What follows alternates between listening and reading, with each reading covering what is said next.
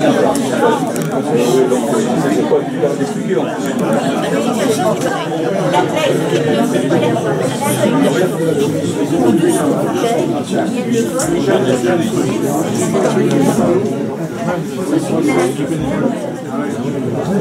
ce que les gens cherchent.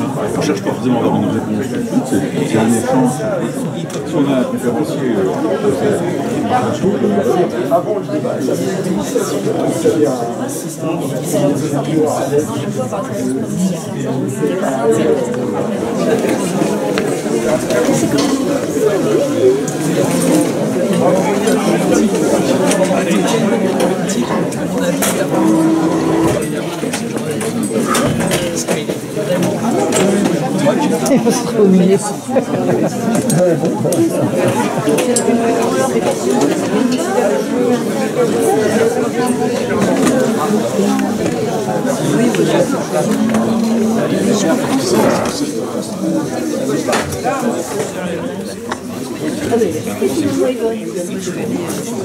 Alors,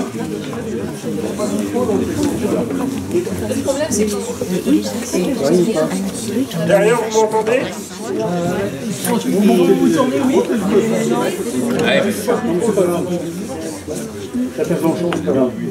Merci.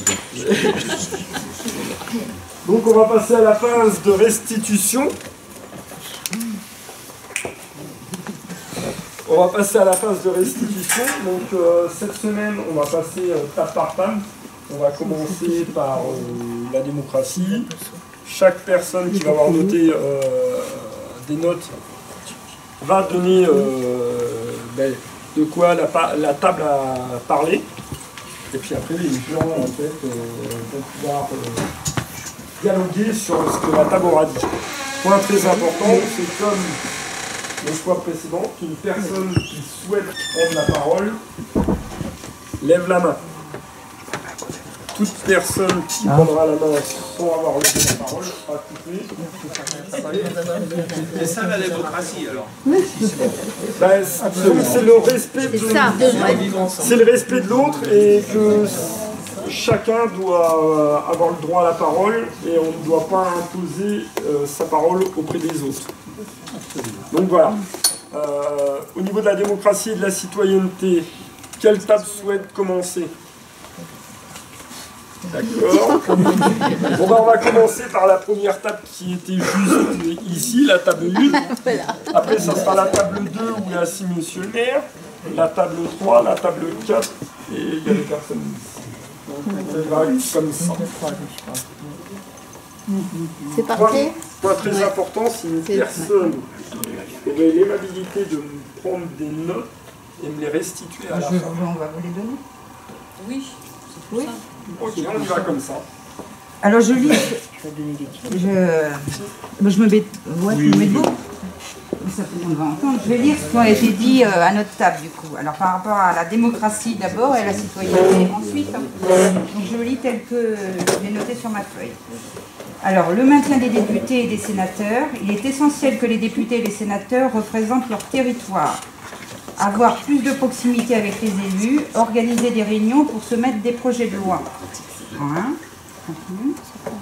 Prendre en compte le vote blanc, l'inscription obligatoire sur les listes électorales, tirer au sort sur une liste de volontaires des citoyens pour les faire participer à la vie publique, commission, débat, de façon à élargir la base des grands électeurs qui élisent les sénateurs. Que les pouvoirs du gouvernement et du président soient séparés. Ça, on n'était pas forcément d'accord. Voilà pour ce qui est de la démocratie, ce qu'on a pu... Ça veut dire que le président reste dans son rôle. Voilà. C'est bon. Ensuite, par rapport à la citoyenneté, l'école devrait être la base de la citoyenneté. Rendre obligatoire le service civique. Remettre en évidence les droits, mais surtout les devoirs qui doivent y être liés. Remettre l'éducation à la base de tout, organiser des conseils d'élèves au sein des écoles, renforcer le lien solidaire et rendre visible l'action des associations et des bénévoles, exemple l'aide aux leçons, les associations sportives, etc. Voilà. Est-ce que des personnes souhaitent intervenir par rapport à ce qui a été écrit sur la table 1 ? Je voudrais apporter une petite précision. Vous avez parlé des sénateurs et députés. Je crois qu'il faut qu'on ait moins de députés et moins de sénateurs. Hein. Ben si, parce qu'en France, on a quand même 574 députés. Vous ne vous rendez pas compte? On a 330 sénateurs, je crois. Alors, si on avait seulement 400 députés et 200 sénateurs, ça pourrait marcher aussi bien. Voilà.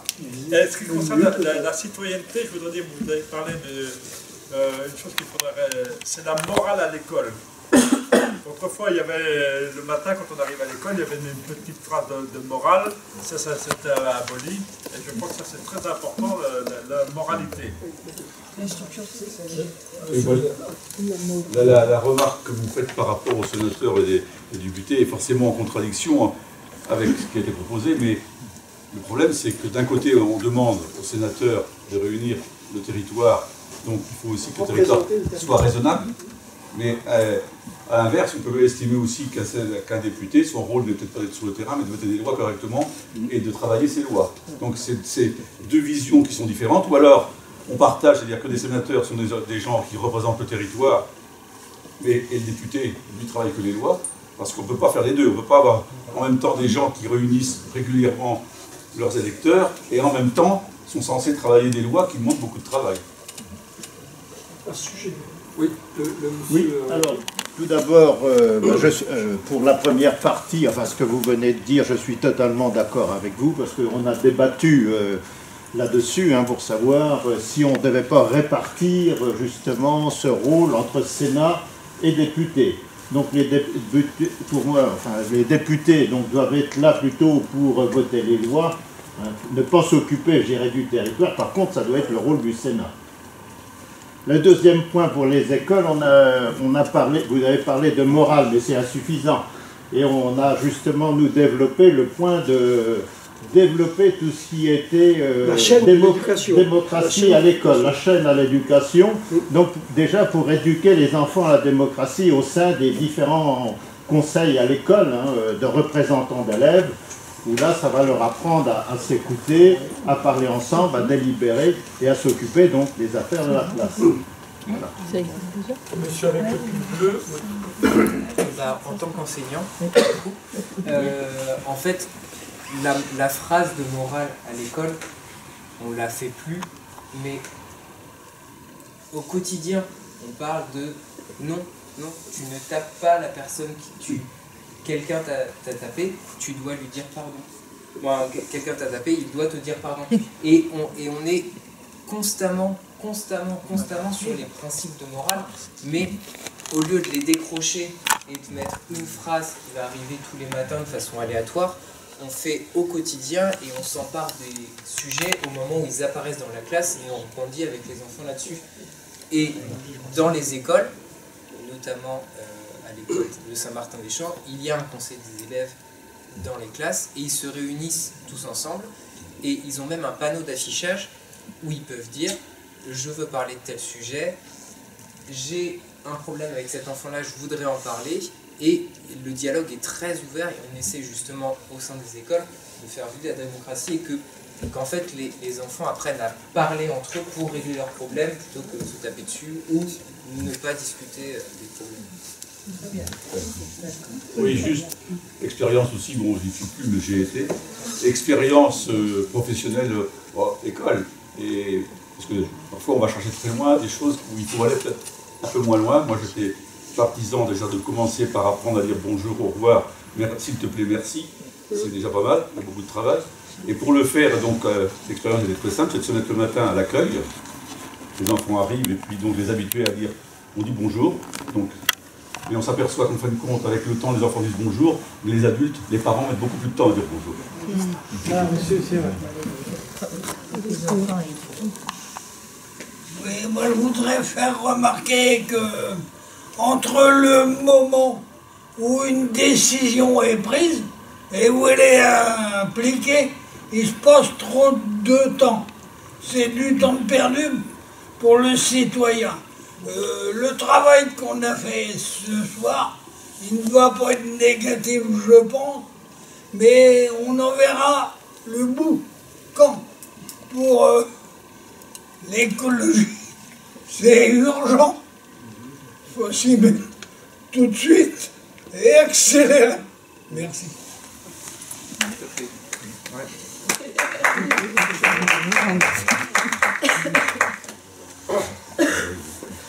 Pour la table 1, est-ce que des personnes souhaitent encore intervenir? Oui, alors on a débattu d'un point aussi sur lequel on n'a pas été tous forcément d'accord. C'est donc on a parlé de la proportionnelle, que ce soit pour les députés ou pour les sénateurs. Ben, c'était de savoir à quel niveau on organise ces circonscriptions. Est-ce qu'on doit l'organiser au niveau départemental, régional ou même national? Comme mon idée. Ça me reflète que mon idée, c'était de dire qu'il fallait choisir l'échelon régional, qui permet à la fois d'avoir une certaine attache locale, et aussi de ne pas se limiter à 2, 3 ou 4 sièges par département, où là, ben, la proportionnalité est un peu faussée. Voilà, c'est resté une démarche personnelle à la Oui, c'est ce que je disais, hein, c'est bien une démarche personnelle et que je livre à votre réflexion. Je ne sais pas s'il y en a qui sont pour, contre, ce qu'ils en pensent. La proportionnelle. Moi, ce que j'avais proposé, par exemple, ce cas-là, c'était d'avoir justement l'Assemblée nationale proportionnelle au niveau national pour vraiment débattre des lois. Et le Sénat, puisque ça représente le territoire, de réduire encore plus la proportionnelle qu'actuellement pour vraiment être au plus près des territoires.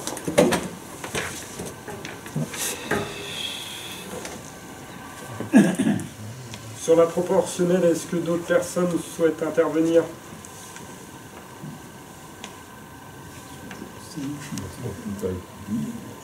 Non. On va passer à la table 2, la table qui était au fond à droite où est assis M. le maire. Est-ce que vous voulez récupérer les notes? Oui, je les récupère après ou tout de suite comme vous voulez. Non. Est-ce qu'on a parlé du tirage au sort des citoyens? Oui, on en a parlé. Super, merci.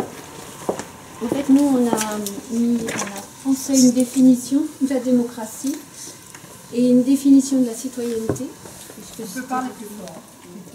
Une définition de la démocratie et une définition de la citoyenneté. Alors la démocratie, donc ce sont les citoyens qui participent à la vie politique, son avis est pris en compte. En fait, leur avis est pris en compte. Voilà. Et citoyenneté, eh bien, on a pensé responsabilité envers soi-même, envers la cité, envers la nation et envers le monde.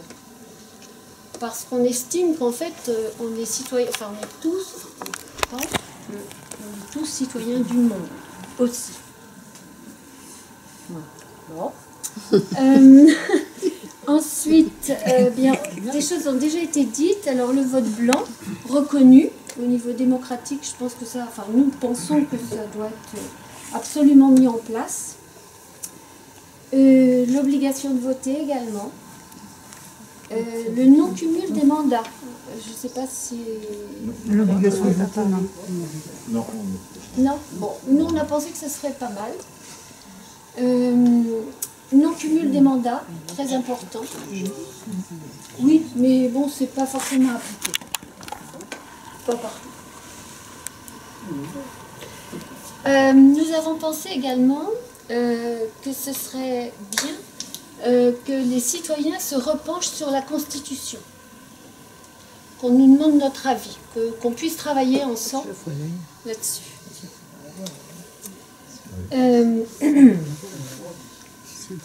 Comment ? C'est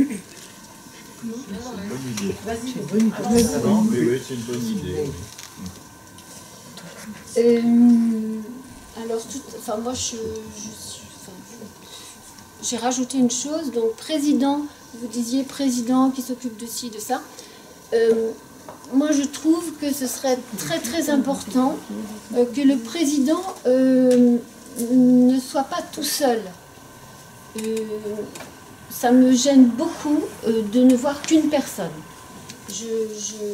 je pense que si on parle de démocratie, il faut absolument que ce soit une équipe.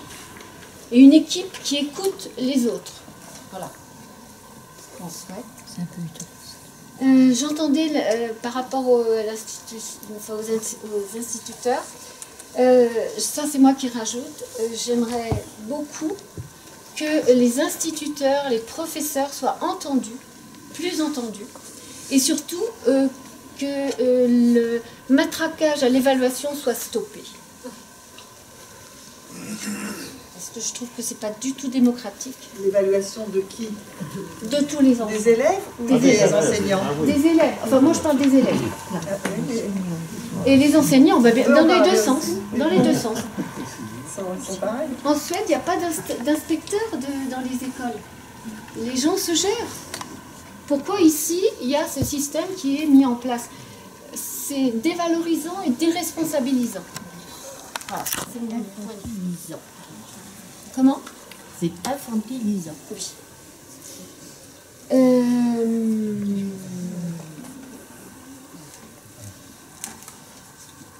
Alors, nous pensons également que c'est un défaut démocratique, les privilèges accordés au gouvernement, donc les députés, les sénateurs, enfin, tous les privilèges. Alors, on a pris quelques exemples, mais on a surtout pensé aux retraites. Ce qui est accordé aux anciens présidents, aux anciens ministres, aux anciens députés, ça doit être absolument revu. C'est pas très bien équilibré avec les citoyens. En fait. Donc il y a l'exemple de la Suède, de l'Islande également. Ensuite, ah oui, évidemment, pas de conflit d'intérêts. Ça doit être absolument banni. Et également un casier judiciaire vierge. Absolu. Voilà. Puis on est obligé d'arrêter. Est-ce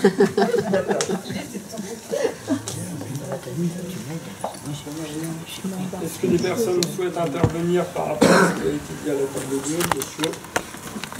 Le vote blanc, Julien, moi, il est déjà comptabilisé en général, mais quelle incidence sur le vote en général? Qu'est-ce qu'on en fait du vote blanc? Il doit être analysé. Et après, comme dans les extrêmes. Le vote blanc fait que s'il est majoritaire à un scrutin, c'est annulation de l'élection et tous les candidats doivent être remplacés. D'accord. Il y a d'autres personnes qui sont. Il sera jamais. Mais ça, c'est quelque chose qui pourrait être intéressant aussi en France. Non. Donc, si c'est prévu dans la loi. Si c'est prévu dans la loi, bien sûr. Dans la Constitution. Mais vous avez bien dit qu'il soit majoritaire. S'il est majoritaire, il faut. Les gens qui ne viennent pas voter, généralement, c'est aussi parce que justement, ils ne se sentent pas représentés dans le vote. Et peut-être que ce vote blanc prendra plus de place dans les élections. Non, mais je suis d'accord. Mais c'est pour ça que moi je demande l'incidence dans ce cas-là, oui. Mais en France, on ne peut pas. Oui. Pour l'instant. Allez, à l'état actuel, on va dire. Moi, je voudrais revenir sur le cumul des mandats. Est-ce qu'on doit suivre la même règle pour les députés et les sénateurs? Autant pour les députés, on devrait exclure tout cumul. Par contre, si on veut que le Sénat joue le rôle de représentation d'un territoire, que l'on puisse maintenir dans une limite raisonnable le cumul.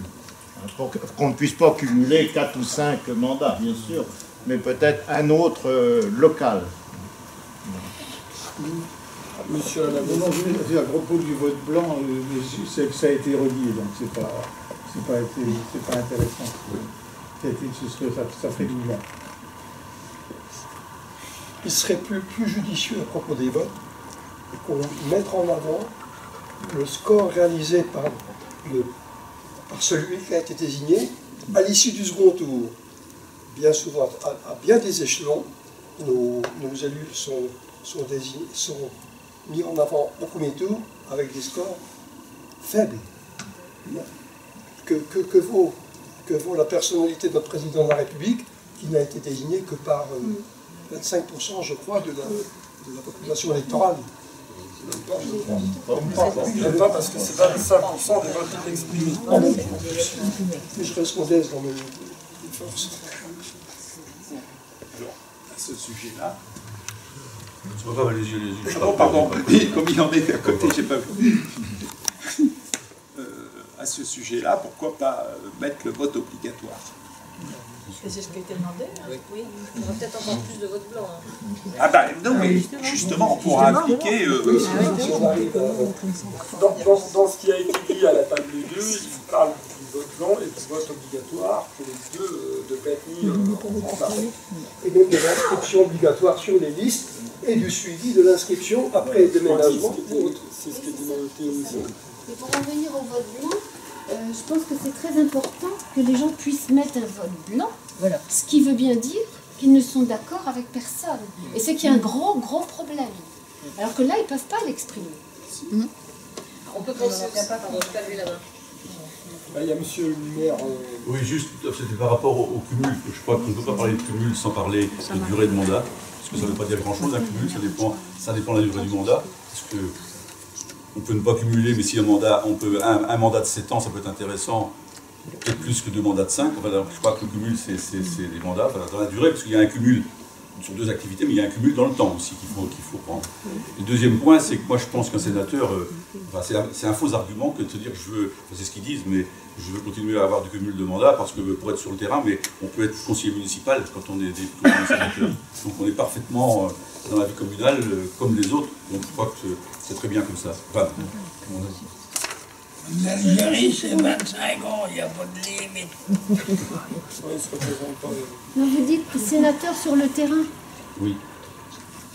Ils sont vraiment sur le terrain. Peut-être pas assez. Écoutez, ça c'est autre chose, je ne suis pas sénateur, donc je ne vais pas vous dire. Non, mais je pose la question. Parce que si c'est dans ce but-là. Non, mais je disais que l'argument qu'on entend actuellement par rapport aux sénateurs, c'est la demande nouvelle de nouveau pouvoir cumuler un poste de sénateur et un autre poste, donc de maire, de président d'agglo et ainsi de suite. Moi, j'estime qu'ils n'en ont pas besoin, dans la mesure où ils peuvent être sénateurs, mais ils peuvent aussi appartenir à un conseil municipal comme un citoyen et puis savoir ce qui se passe dans la vie communale, sans que ça soit besoin d'être forcément le patron. Je veux parler de la situation de l'État, du sénateur ou du député. L'un comme l'autre représente le territoire ou ce que le territoire est censé penser d'un projet de loi qu'il ne consulte pas. Est-il vraiment sur le terrain? Exprime-t-il vraiment ce qu'on pense sur le terrain? Il ne consulte pas, il y a un décalage énorme. C'est bon.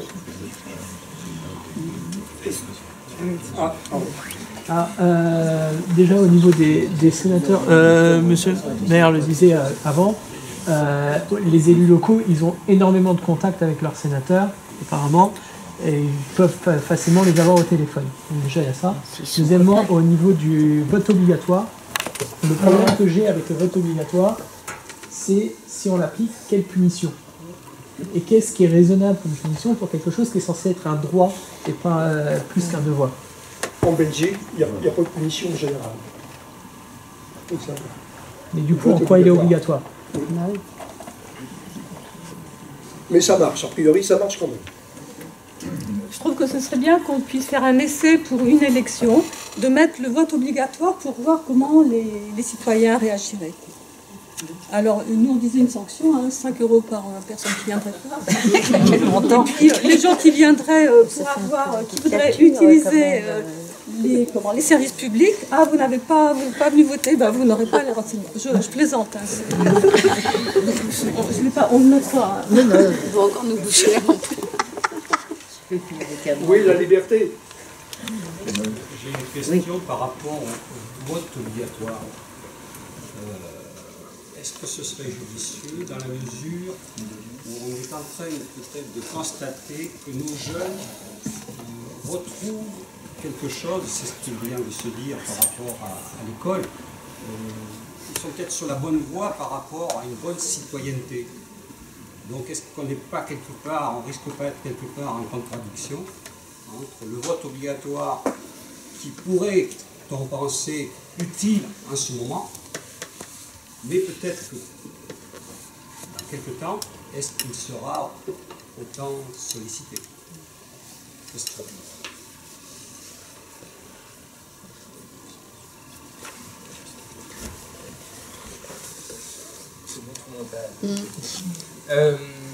Alors du coup, la question de le vote obligatoire, mais quelles sanctions si je ne vais pas voter, c'est peut-être le pont entre nos deux sujets du soir, c'est pourquoi est-ce que je suis écologiste, pourquoi est-ce que je m'oblige et je m'instreins à faire des efforts. On va voter, on est obligé de voter pour le bien de la cité, et ça rejoint le vote blanc. Si je ne suis pas d'accord avec la proposition qui m'est faite, je vote blanc et mon vote compte. Et on m'oblige de voter, voilà, d'accord, je vais voter blanc parce que je ne suis pas d'accord. Et du coup, le vote blanc et le vote obligatoire, pour moi, vont de pair. Et ça rejoint aussi la question écologique de, voilà, je continue à utiliser des gobelets jetables parce que c'est pas interdit, je m'en fous. Quand ce sera interdit, je le ferai plus. Mais tant que c'est pas interdit, voilà, je le fais pas. Il y a une différence dans le sens où si vous votez pas, c'est vous, c'est uniquement vous qui êtes pénalisé parce que c'est vous qui n'êtes pas représenté. Alors que si vous utilisez des gobelets en plastique, c'est tout le monde qui est pénalisé parce que vous faites du mal à l'environnement justement. Et c'est cette différence-là qui fait vraiment la différence pour moi entre droit et devoir. Et si vous ne votez pas, vous pénalisez aussi les autres qui veulent avoir potentiellement le même avis que vous. En fait, c'est une obligation morale. Moi, c'est devoir, obligation morale, quoi.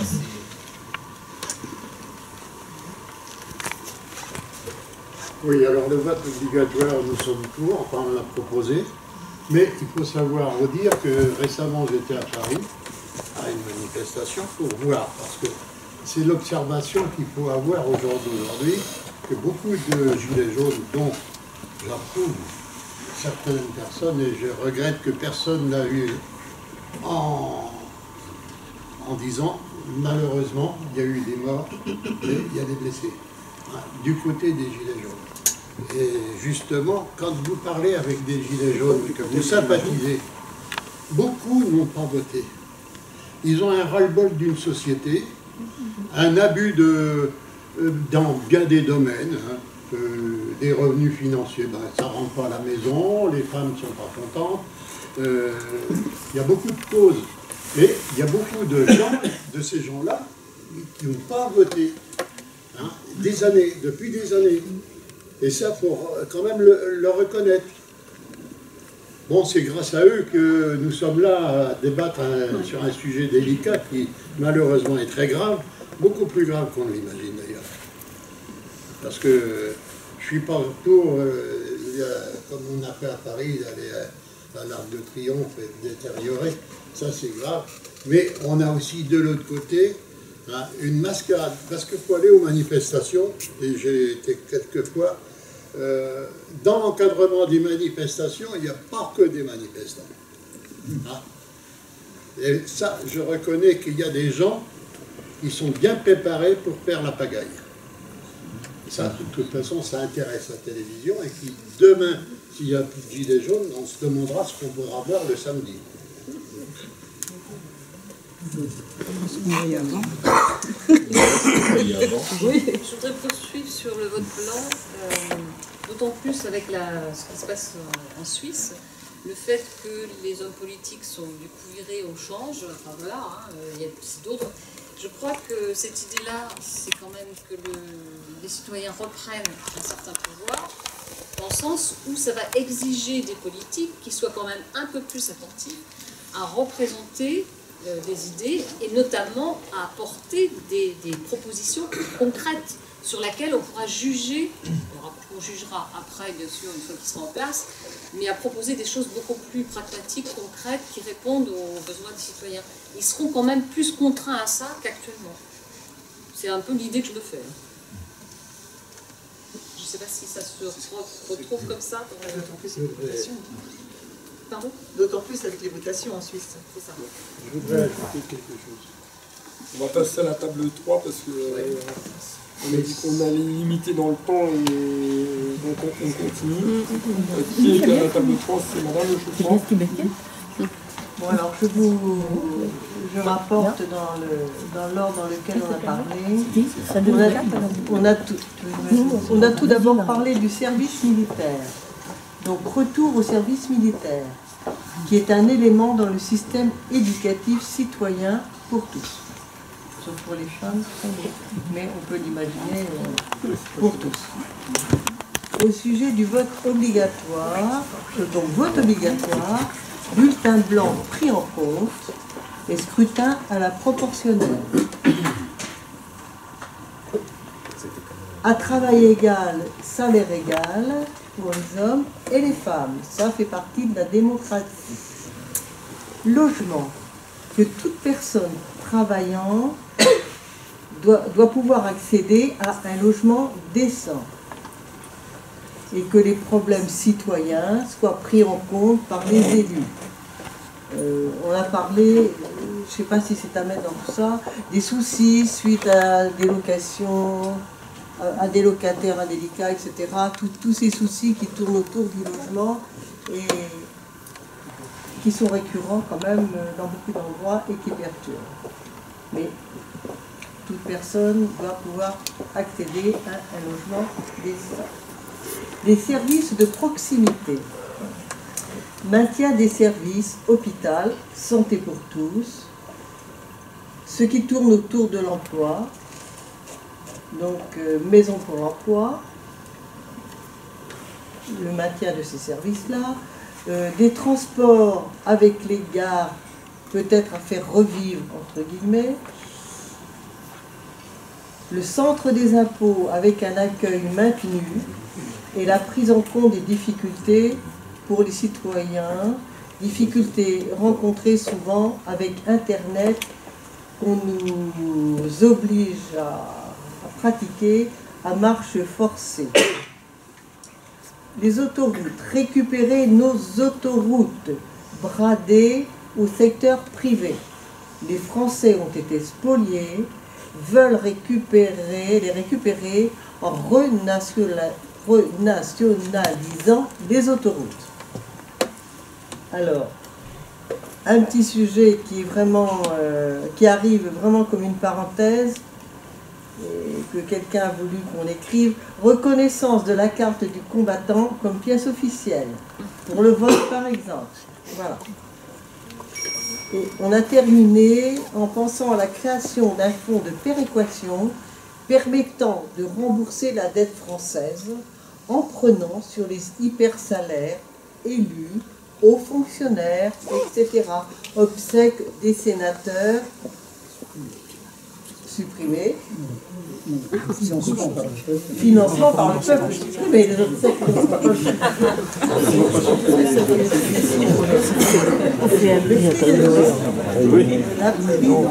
ces obsèques supprimées et point de suspension. Voilà.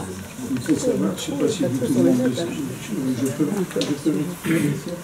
Donc, en France, le peuple finance les obsèques des sénateurs, mais également de leur famille. C'est nous qui banquons. C'est nous qui banquons. Alors là, je ne sais pas ce que vous en pensez, mais je ne sais pas, est-ce que vous permettez, monsieur, de faire un test dans cette salle? Alors j'ai promis à une personne que ce soir je ne ferai pas de vote. Ah bon, non, je ne demande pas de faire un vote. J'allais simplement demander qui n'est pas d'accord avec ça. C'est un vote, je pense que c'est une expression d'un phénomène qui n'est pas forcément à l'ordre du jour. Je pense qu'à la réaction des gens, on en a entendu.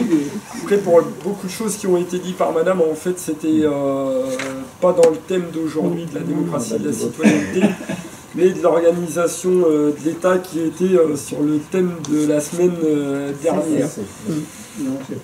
C'est vrai qu'il y a des sujets qu'on a déjà évoqués. Tout à fait. Monsieur. Oui, moi je regarderai sur la notion de service militaire. Enfin bon, je fais partie des gens qui l'ont fait.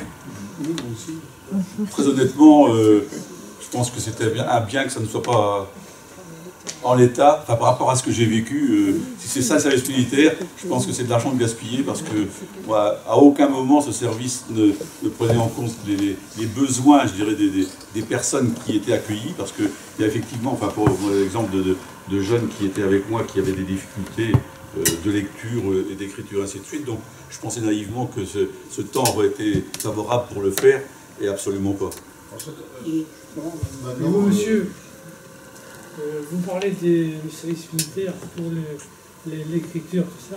Je sais que dans mon temps, moi, quand j'étais au service militaire, il y avait une école pour les écritures, tout ça. Ouais, oui, et il y en avait qui avaient des offres, des formations. Il y avait des formations. Écoutez, moi je simple, je suis arrivé comme un site et on m'a mis coiffeur. Ça explique tout. Ça explique pas mal de choses. C'est pour ça que je suis habitué à couper les cheveux en 4, c'est pour ça. Il y a les mecs qui se lèvent. À une époque, on pouvait passer Plus qu'un service militaire, je pense qu'il serait plus approprié d'avoir un service civique, service économique, justement pour intégrer les jeunes à la société. Parce que quelque chose qui est difficile pour les jeunes qui utilisent beaucoup Internet, qui discutent beaucoup en grand nombre, on a beaucoup moins la communalité et ça nous pénalise vraiment parce qu'une grande majorité des emplois en France, c'est du bouche à oreille. C'est l'ami de l'ami qui sait que son patron il cherche du boulot là et qui dit voilà ça cherche là. Je fais un service civique à Pôle emploi, on a des statistiques, on sait bien que la majorité de l'emploi, c'est pas les offres d'emploi qui les donnent. C'est d'abord le bouche à oreille, puis les candidatures spontanées, et ensuite, enfin, c'est les offres d'emploi. Donc l'idée, ça serait de remplacer le service militaire par un service plutôt le service communautaire de telle sorte. Ouais. Moi, je voudrais rebondir sur ce que vous dites, parce que, en fait, est-ce que ce serait pas quelque chose qu'il faudrait qu'il soit obligatoire après cette partie théorique de formation qui s'arrête au baccalauréat actuellement, et afin de permettre aux jeunes de connaître, de se renseigner sur ce qui peut se faire dans leur choix de situation professionnelle à venir, une année de transition entre, voilà, je sors du lycée. C'est en partie ce que fait Macron déjà en ce moment, pour le coup. C'est au moins une chose bien appliquée. Ce service-là, il le fait plus tôt, et là pour le coup je suis d'accord parce que ma mère est prof en collège. Déjà en troisième, les élèves doivent décider qu'est-ce qu'ils veulent faire comme boulot après, parce que justement le lycée est déjà bien ciblé. Donc c'est vraiment plus au collège qu'il faudrait prendre cette année-là qu'au lycée. C'est déjà une forme de stage en entreprise. Nous, du coup, on avait aussi un petit peu évoqué le service militaire en disant que peut-être un service où on récupérait toute une tranche d'âge voilà, pour y mettre un petit peu d'environnement et de soucis environnementaux. Alors, sur le service civique, je rejoins complètement ce qui a été dit. Je pense qu'en effet, on l'a évoqué dans notre tour de table, on vit dans une société, donc je considère, et je sais que les collègues vont essayer dans ce sens, qui est quand même très démocratique. On a quand même des élections régulièrement. On a beaucoup de services publics qui fonctionnent bien, qui continuent de bien fonctionner en espérant que ça dure. L'éducation nationale, la santé.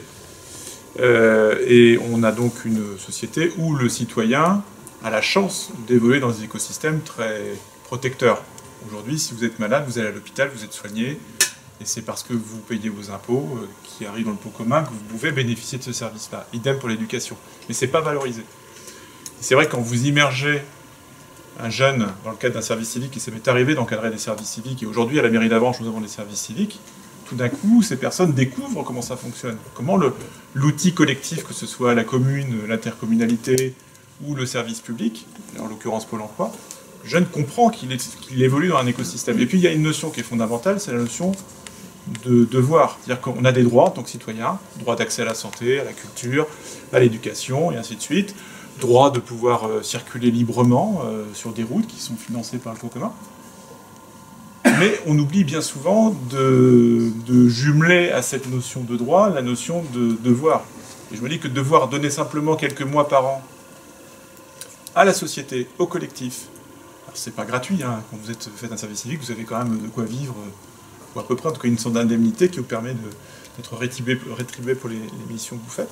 Ça me semble fondamental. Je crois que cette notion de devoir, à travers un service civique qui serait obligatoire et qui serait fléché, pourquoi pas, vers les services hospitaliers, vers les pompiers, vers les écoles, vers des administrations, ce serait simplement normal et être une bonne chose. Et ça remplacerait en effet le service militaire, il faut oublier, c'est totalement obsolète. Moi je l'ai fait aussi, le service militaire. Bon, porter l'uniforme, avoir une coupe de cheveux ridicule, enfin c'est... C'est bon, ça, effectivement. C'est déjà un 14. Je pense qu'on est d'accord pour dire qu'aujourd'hui la défense nationale n'a pas besoin d'appeler qui de toute façon n'auront aucune envie parce qu'on l'a tous fait, c'est tirer au flanc et... Voilà. Là, tu me déçois, franchement. Madame. Moi, je suis pas très favorable en fait au service civique parce que je trouve que les études sont déjà longues, enfin, en tout cas, sont de plus en plus longues. Et je trouve aussi qu'on fait déjà beaucoup de stages dans notre vie, beaucoup de choses mal rémunérées. On rentre sur le marché du travail de plus en plus tard. Et je trouve qu'il ne faut pas non plus rajouter des couches aux couches. En fait, le côté un peu civique, un peu citoyen, on le fait un peu déjà dans les stages. Si je permets juste de rebondir justement, je pense qu'un bon service civique vaut n'importe quel bon stage, ou quel mauvais stage. Et précisément, je pense qu'il faudrait valoriser le service civique en lieu et place de certains stages obligatoires qu'on propose à l'université. C'est que ça se rajoute pas, on est bien d'accord. Sans compter que tout le monde ne fait pas des études supérieures. Oui, on est bien d'accord. Mais on va quand même de plus en plus... Oui, mais... Pas pour tout le monde. Et puis ce sont pas forcément... Monsieur, 3 millions de jeunes qui ne sont sans rien. EHPAD où il y a des jeunes qui viennent en service civique et je les vois épanouis. Franchement, avec les personnes âgées, j'en ai pas vu un qui avait... Ils sont contents de faire ça. Mais en plus, c'est plus... Bon, c'est 8 mois quand même, je crois, donc c'est 6 mois. Ça dépend. C'est 8... C'est renouvelable. Oui, c'est à 12 mois en fait. L'avantage du service civique, pour avoir encore une fois encadré des jeunes, c'est que les missions sont clairement définies, sont très très précises, c'est contractuel, il y a ces référents, ce qu'on n'a pas nécessairement dans un stage. Puis je pense que tout le monde ne fait pas des études longues. Il y a quand même plus de gens qui vont jusqu'au bac qu'à une époque, ça. Oui, c'est d'accord. Oui, et puis d'autre part, les stages se font en entreprise et les entreprises ne sont pas au service du public, mais au service d'intérêt privé. Donc ça ne prend rien sur la citoyenneté, peut-être même au contraire. Où on renforce plutôt l'individualisme, le carriérisme dans les stages dans le domaine privé. Alors que dans le service public, enfin, tout ce qui est, je dirais, service civique, ou faire un stage dans le service public, donc là, on va apprendre à être au service de la collectivité au lieu de, je dirais, de travailler pour sa gueule. Voilà. Juste une chose sur les services civiques, ils s'adressent aussi aux associations.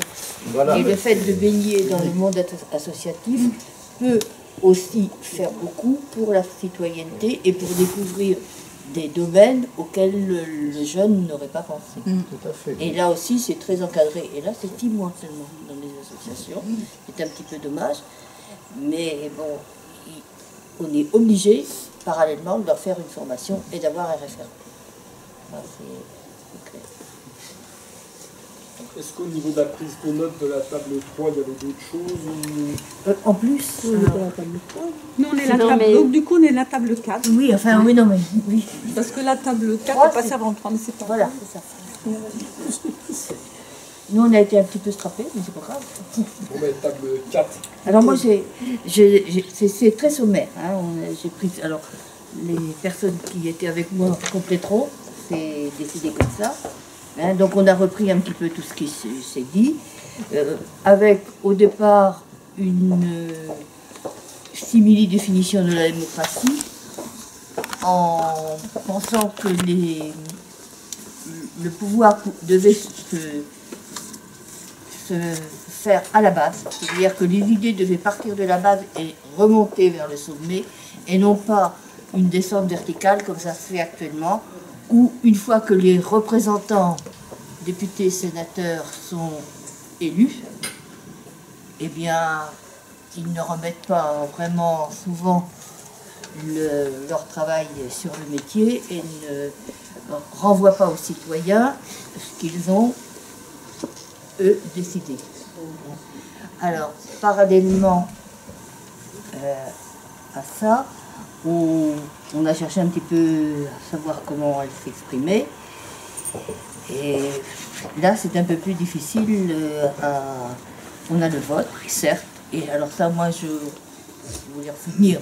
J'ai dit, je le ferai quand j'interviendrai. Bon, sur le vote, il y a des... Mais une fois qu'on a voté, après, voilà, c'est terminé là.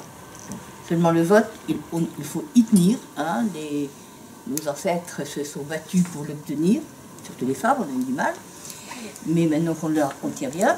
Et alors, à propos du vote blanc, il y a une chose qui, enfin, moi, m'a toujours motivée. Je crois que si on ne va plus voter, on file tout droit vers la dictature. Hein. Donc, il faut aller voter, même si on vote blanc. Et je reçois ce qui a été dit, c'est dire que ce n'est pas un vote nul, c'est pas qui est ridicule, un bulletin gribouillé ou autre chose. C'est un vote qui dit je ne suis d'accord ni avec l'un ni avec l'autre, mais je vote quand même pour le dire. Et ça, c'est important qu'on arrive à lui trouver un statut à ce futur vote blanc. Hein. Alors, personnellement, j'avais évoqué aussi, je ne sais pas, enfin, bon, on en a discuté un petit peu, au niveau de l'abstention, qui commence à devenir quand même un petit peu périlleuse, hein, parce que la force de ne plus aller voter, bah, on dira, et ça ne les intéresse pas, c'est pas la peine qu'on les fasse voter. Hein. Je crois que, un petit peu comme ça se fait avec le pouvoir du vote blanc, on devrait mettre un seuil au niveau un seuil pour l'abstention. Et au-dessous de ce seuil, enfin je ne sais pas moi, si on a plus de 35 ou 40% d'abstention, même, je dirais même en dessous, mais bon ça sera déterminé, et bien que le vote soit annulé. Il n'y a pas eu assez d'électeurs, on fait un ratio gens inscrits, gens qui ont voté, et puis voilà. Donc voilà, c'était une idée.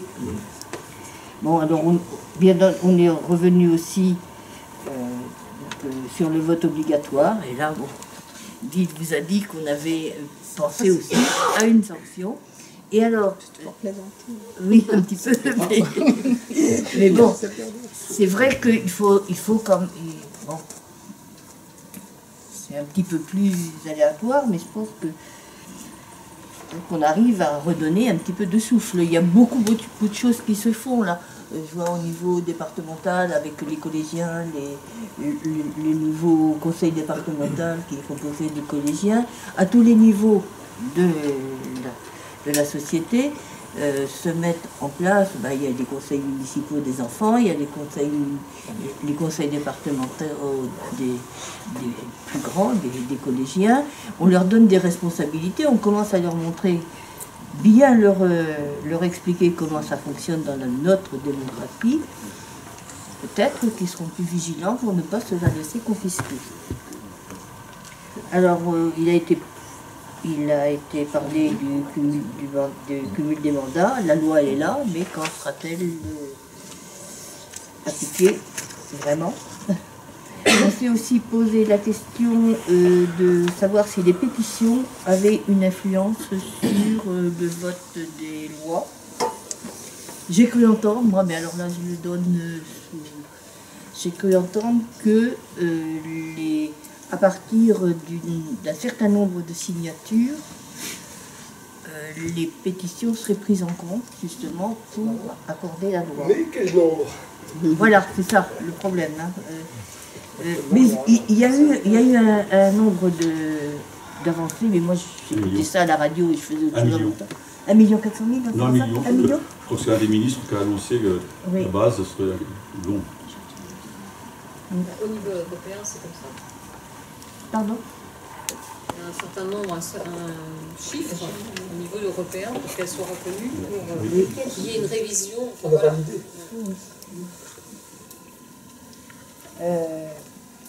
Alors, le référendum, ça y est, initiative, j'ai eu du mal avec lui. Initiative citoyenne. Bon, alors, monsieur, je vais préciser, c'est vous qui l'avez dit, ça existe déjà, mais personne ne s'en sert. Là aussi, il faut un nombre de citoyens, un nombre d'élus. un minimum et un nombre de députés. Les référendums d'initiative populaire existent, il me semble bien. Oui. Et il faut d'abord 185 députés ou sénateurs. C'est un dixième en fait, un cinquième plutôt du Parlement. Qui soit pour un texte de loi, et une fois que les 1/5 sont d'accord, il faut que la loi soit étudiée au Conseil constitutionnel, proposée au président, et c'est le président qui accepte ou non d'aller au référendum. Il a 12 mois en fait pour organiser ce référendum. Au bout des 12 mois, vous êtes quand même obligé de faire le référendum, mais il faut qu'après derrière, il y ait 4,5 millions de personnes qui représentent en fait 1% des électeurs, qui soient d'accord pour cette voilà. Et une fois que tout le monde est d'accord, donc ça peut prendre des mois, voire des années, voilà, et il faut qu'après, le référendum, on l'a vu dans le passé, il peut très bien être demandé, les gens peuvent très bien aller à l'urne, mais il n'y a aucune obligation comme quoi le gouvernement accepte ou non la décision. La réponse. La volonté. Voilà. Aujourd'hui, depuis que le RIP, référendum d'initiative populaire, est en place, il n'a jamais été appliqué. Populaire, si ce sont les députés, c'est... C'est comme ça qu'on l'a baptisé. J'ai une chose. Une chose qui est importante, c'est que en référendum, la question qui est posée peut être comprise bizarrement des fois, et que la réponse ne soit pas celle que les gens voulaient. Il y a le risque, hein, parce qu'un référendum, c'est risqué. Charles de Gaulle, c'est quelque chose. Par exemple. Surtout que les Français ont ça l'habitude de voter et de répondre à côté de la question. Oui, juste un point qui me trouble par rapport à ce que tu disais, c'était le fait quand on atteint un certain seuil d'abstention, le vote est annulé. Je trouve que c'est pas très sympathique pour ceux qui sont allés voter. Et risque de la fois suivante de devenir eux aussi des abstentionnistes en se disant moi je me suis déplacé et on me dit que ça ne servait à rien, donc je n'irai plus la prochaine fois. Et donc on risque d'avoir un engrenage. Et puis je crois qu'on ne peut pas, parce que sinon, ou alors il n'y a plus beaucoup d'élus pour être pris tous les dimanches à tenir un bureau de vote, parce qu'en fin de compte il faudra sans cesse voter. On précise les difficultés, vote obligatoire, vote blanc, les seuils de vote. Il serait plutôt essentiel de faire de la pédagogie républicaine sur le thème de la participation à la vie publique. Oui, donc en ce qui concerne le seuil, enfin pour la validité du vote, dans la plupart des associations, il y a un quorum, hein, où si tout le monde n'est pas présent, tant pis pour ceux qui sont venus, mais il faut recommencer l'assemblée. Mais c'est pas normal, c'est impossible. Sans quorum. La deuxième devrait être justement sans quorum. Oui, la deuxième fois, elle est sans quorum. La deuxième fois, elle est sans quorum. Ça peut régler la question. Madame. Oui, je reviens sur le vote obligatoire. En fait, pour favoriser peut-être que ça favoriserait plus de personnes à venir voter, c'est de mettre que les élections aient lieu sur les lieux de travail, comme ça se passe en Amérique, je crois. Et puis en semaine, peut-être qu'il y aurait plus de gens à voter. Comme souvent, c'est aussi sur Internet la semaine d'avant, ce qui fait qu'ils ont toute une semaine pour voter depuis chez eux. Alors après, il y a le risque que les votes soient plus ou moins truqués, modifiés. Et après tout, avec les données bancaires, on arrive bien à faire des choses très performantes. Pourquoi pas pour le vote aussi. Après, une des grosses différences entre les États-Unis et la France, c'est qu'en France, le jour du vote, il n'y a pas le droit de parler, il n'y a pas le droit de faire campagne. Alors que les États-Unis, ils continuent à faire campagne pendant toute la durée du vote.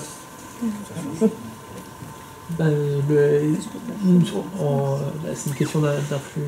Les gens peuvent être influencés par la menace d'un certain vote. Monsieur qui demande la parole de Non, j'attends. Sur toutes les opérations de pédagogie en direction soit des jeunes, soit de tous, pour voter, j'observe quand même un paradoxe, c'est que ces opérations se font sans discontinuer depuis une bonne quarantaine d'années, que ce soit dans les écoles ou dans les associations, et que l'on obtient comme résultat que le vote reste tout à fait inversement proportionnel à l'âge. Donc il y a réellement quelque chose qui nous échappe collectivement dans le fait que les gens votent d'abord quand ils sont âgés. Et apparemment, nous n'avons pas réussi à modifier cet aspect-là. Donc je ne crois pas que la pédagogie suffise, je ne dis pas qu'il ne faut pas la faire, mais je pense que ces résultats n'apparaissent pas probants parce que ce n'est pas une initiative récente. Que ce soit dans les écoles ou ailleurs, il y a énormément de gens qui se sont défoncés pour progresser là-dessus, et les résultats restent absolument consternants dans les tranches d'âge. Plus les gens sont âgés, plus ils se mobilisent. Ça reste une constante. Il y a quelque chose qui nous échappe. On peut le constater ce soir, comme le jeudi dernier, où les jeunes sont très faible minorité. On peut passer à l'écologie, parce que on va passer à l'écologie quand même que les personnes... Ah. Quelque chose, encore petites choses. On avait un petit peu épinglé, alors bon, sur la citoyenneté, on avait dit que ça s'apprend à l'école et à la maison. Que le problème de la laïcité et de la loi 1905 qui a quand même eu un petit peu chaud aux fesses, on se demande si finalement elle ne sera pas modifiée, qui est la loi de séparation des églises et d'État. Et je dis bien des églises, et non pas de l'église. Et là, il y a quand même eu quelques bruits qui ont couru et qui sont un peu inquiétants. C'est pareil. S'il suffit de l'effet du prince pour que ce soit revu, c'est quand même plus très démocratique. Alors, pour rejoindre un petit peu ce que vous aviez dit au niveau des obsèques des sénateurs, nous on avait noté supprimer les privilèges à la fin de mandat, parce que ça coûte cher. On avait aussi posé le problème du nombre de députés et de sénateurs ainsi que de leur âge. Mettre une limite d'âge. Une date de péremption. Ouais, voilà. Oui, là, je suis bête. Des lycées ou des luttes. Meilleur avant. On avait... Moi, je préfère la durée dans le temps plutôt que l'âge. Oui. Parce qu'il y a des gens qui commencent tard. Oui, c'est ça. Mais les deux sont à considérer. Oui. Plein de gens qui sont là, c'est 80 ans. Alors, oui, la fin, c'était la diminution du nombre de communes aussi, qu'on avait évoqué. Là, on vous entend plus du tout. Moi, j'ai du mal aussi. Alors, bon, c'est juste, je donne juste les points qui ont été évoqués. Diminution du nombre de communes, le problème de l'immigration. Alors, quelqu'un a posé la question de comment distinguer les demandeurs d'asile et les émigrés économiques. Bon, ça, et alors moi j'avais mis le vote et puis je ne sais plus ce que c'était parce que on peut terminer en disant qu'il y a eu quelqu'un aussi qui a demandé, qui a posé la question de la double nationalité. Ah oui, est-ce que c'est le vote, voilà. ou pas, enfin voilà. Il y a des avantages et des inconvénients. Ça peut pas tout connaître. Oui, ça peut pas tout connaître.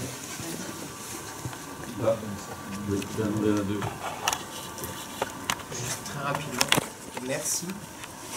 La citoyenneté à l'école et à la maison. Voilà. Si on ne voit pas ses parents voter, on n'a pas envie de voter. Voilà.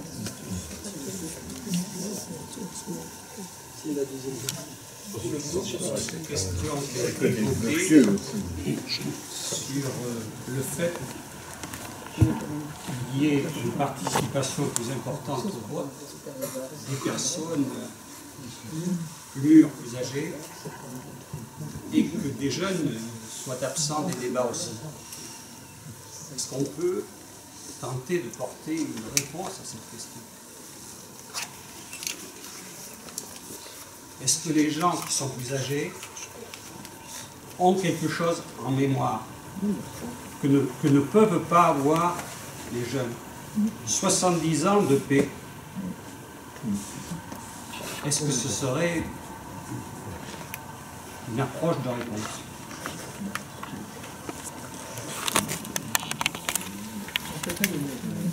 Oui, juste. Pour moi, non, parce que, enfin, je ne sais pas, pour faire une analyse personnelle, je suis très jeune et je pense que je n'ai pas connu cette phase de non-vote, j'ai toujours voté. Alors, je ne sais pas s'il y a une phase où on ne vote pas, puis en vieillissant on vote, ou si on n'est qu'un citoyen qui s'estime citoyen et qui vote dans toute sa vie. Je ne sais pas. Enfin, là, il faut faire la part des choses. Je ne sais pas si c'est un moment où on se dit, tiens, maintenant je vais aller voter. Je pense que... En tant que jeune, aujourd'hui, dans les personnes qui sont présentes, la fin de la guerre, parce que là, c'est l'évocation à la guerre, la fin de la guerre, 45, si on fait le calcul, ça fait 73 ans. Qui, dans les personnes ici présentes, se souvient d'un moment de guerre? 73 plus... Mais si, il y en a partout autour de nous, les guerres. Non, mais de la seconde... Oui, mais on vit dans le monde. Non, mais là, dans le cadre de la Seconde Guerre mondiale, qui, dans la salle, a vécu ou se souvient du moment de guerre? Alors, je veux dire que pendant la guerre, on votait pas. Alors, pendant la guerre, on votait pas. C'est Hitler qui faisait la loi. Voilà, mais vous avez quel âge, monsieur? 25. Voilà, 85, donc monsieur avait 12 ans au moment de la fin de la guerre. Il peut se souvenir de moments. Mais dans toutes les personnes qui sont ici présentes, il y a très peu de personnes qui ont des souvenirs ou qui étaient même nées pendant cette... C'est pas aussi simple que ça. On n'était pas nés, mais on avait des parents qui l'avaient vécu. On a peut-être eu des relations, des discussions, des échanges avec nos parents qui, en fin de compte, en ont parlé. C'est tout à fait différent. Et des gens qui sont allés en Algérie aussi, qu'il ne faut pas oublier. Oui, Algérie, Indochine. Moi, je suis jeune, j'ai toujours voté. Pour moi, le lien jeune. Vous dire que c'est pas un argument là. Mais tout à fait. Pour moi, il n'y a pas de cause à effet entre la guerre et. Monsieur. Deux hypothèses, une qui est traditionnelle que j'invente pas, et une autre que j'ose. La traditionnelle, c'est pour les élections locales. À partir du moment où le premier enfant apparaît à 30 ans et où les gens ne sont pas casés dans un terroir avant un certain temps, la motivation pour l'élection territoriale, elle est nécessairement plus faible. On peut comprendre que quelqu'un qui ne sait pas où il va travailler dans 2 ans ne soit pas totalement emballé à l'idée d'élire le maire d'Avranches, pardon, ou n'importe qui d'autre, parce qu'il ne sait même pas s'il va être à Avranches l'année suivante. Première chose. Alors ça, on l'observe quand même. C'est pour ça que la présidentielle est la chose qui mobilise plus les jeunes dans toutes les élections, parce que là, ils sont en France quand même, grossièrement, ça va. Un truc que j'oserais, je pense qu'il y a un effet pervers à la pédagogisation, c'est qu'elle nous rend plus exigeants. C'est-à-dire que si on devient motivé pour la politique, lorsque notre vote échoue, on n'est pas content. Les souvenirs que j'ai, c'est peut-être une extrapolation personnelle, je vivais très mal quand j'avais 25 ans le fait de voter et que soit je perds, bon, candidat, soit le gars que j'ai eu m'a déçu. Bon, et on sait tous ici qu'on est souvent déçus. Je crois qu'avec un certain âge, c'est un paradoxe, on relativise l'acte du vote. Et je pense qu'aujourd'hui, paradoxalement, peut-être que des jeunes attendent tellement de choses pour leur vie à eux, mais pour la vie du monde autour d'eux. Peut-être que lorsqu'on se motive trop pour la politique, on en attend tellement qu'on va éprouver une déception absolument colossale, alors que moi j'arrive à un stade où, ouais, bon, d'accord, je vais voter pour l'élection présidentielle. J'ai pas la même excitation que j'avais à 18 ans. Alors d'accord, je suis allé voter à 18 ans, mais maintenant je comprends quand même que ma vie ne va pas se jouer dans une élection. Vous voyez ? Et il y a un petit peu ce problème-là. Si on motive les gens sur la politique, on peut arriver à un paradoxe absolument épouvantable qui est « Ah oui, mais alors si ça rate le vote, alors là, pas content. Hein. » Ça pourrait expliquer une partie de l'abstention, peut-être pas que des jeunes d'ailleurs. Premier enfant, 30 ans. Voilà, 36, on commence à rentrer dans un noyau, ça vote déjà plus. Vous êtes inscrivez dans un territoire. Alors, aux yeux de l'Union européenne, on va jusqu'à 35 ans dans les stats maintenant. Et comme il y a des vétérans dans le domaine du sport à 35 ans, on aura bientôt plus d'adultes, on aura bientôt plus que des jeunes et des vieux, donc ça. Mais les jeunes vont aussi voter autrement que par le bulletin de vote. C'est possible aussi, ils ont d'autres engagements et celui-là leur paraît peut-être pas essentiel. Peut-être aussi. Madame, et après on passe à la transition. Oui, non, mais moi c'est juste... il y a aussi, au niveau de l'évolution des générations, des vécus qui sont différents. Enfin, nous qui étions juste après-guerre, nous avons connu beaucoup de choses collectives. Les internats, les colonies de vacances et tout le Bataclan. Quand on avait la main mise dans une association tout jeune, on était allé en colo ou ensemble aéré, parce que ça s'appelait à l'époque, eh bien petit à petit, on allait voir plus loin et puis on rentrait davantage dans la vie de la cité. Alors que maintenant, il y a quand même un individualisme très développé qui fait que les gens viennent plus tardivement dans les actions associatives. Hein, je sais pas, pareil. Ils sont consommateurs. Oui. On arrête là pour la démocratie citoyenneté et on va passer à la transition écologique ou environnement. On va commencer par la PAC qui était juste ici, puisqu'on ne les a pas encore entendus. On n'a pas encore entendu depuis le début, comme ça va être l'occasion de entendre leur belle voix. Donc, je suis donc le rapporteur pour le groupe. On était un groupe assez conséquent. Il a été noté le problème de la consommation énergétique des nouveaux produits. Un premier problème aussi, c'était pas d'énergie fossile en France. On nous propose d'énergie électrique. Les matériels réparables, les emballages, la question des emballages. Que faut-il conserver? Sont-ils à conserver?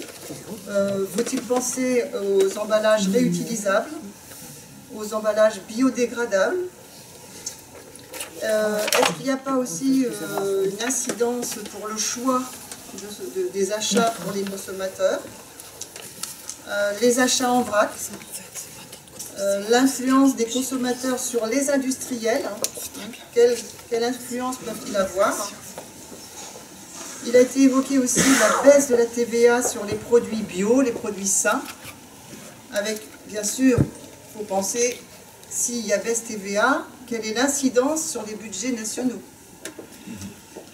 Comment récupérer les impôts qui devraient être versés par toute société en France? C'est la lutte contre la fraude fiscale. L'évolution aussi des mentalités de chacun, de la société. Les lois votées sont-elles applicables? Il faudrait le prévoir avant de les voter. Parce qu'il y a beaucoup de lois qui sont votées, mais qui en fait ne sont jamais appliquées car pas applicables. Il y a aussi l'influence de l'Europe sur les lois, concernant notamment les pesticides par exemple, afin d'aller vers la suppression de ces pesticides. Voilà ce qu'on a noté. On a beaucoup débattu, peut-être pas noté tout ce dont on a débattu. Voilà les questions qui ont été abordées dans notre groupe. Je pense la baisse des TVA sur les produits bio et sains, je suis plutôt pour. Je serais plus même à une aide pour que tout le monde puisse s'acheter des produits sains, bio et de proximité. Et avec ces arguments-là, je pense qu'on pourrait le mettre au niveau européen en remplacement de la PAC, tout à fait, qui fait que ça sera que ça sera au niveau justement ça remplacera le budget européen. Avec le budget actuel de la PAC, ça ferait 89 € par personne de nourriture.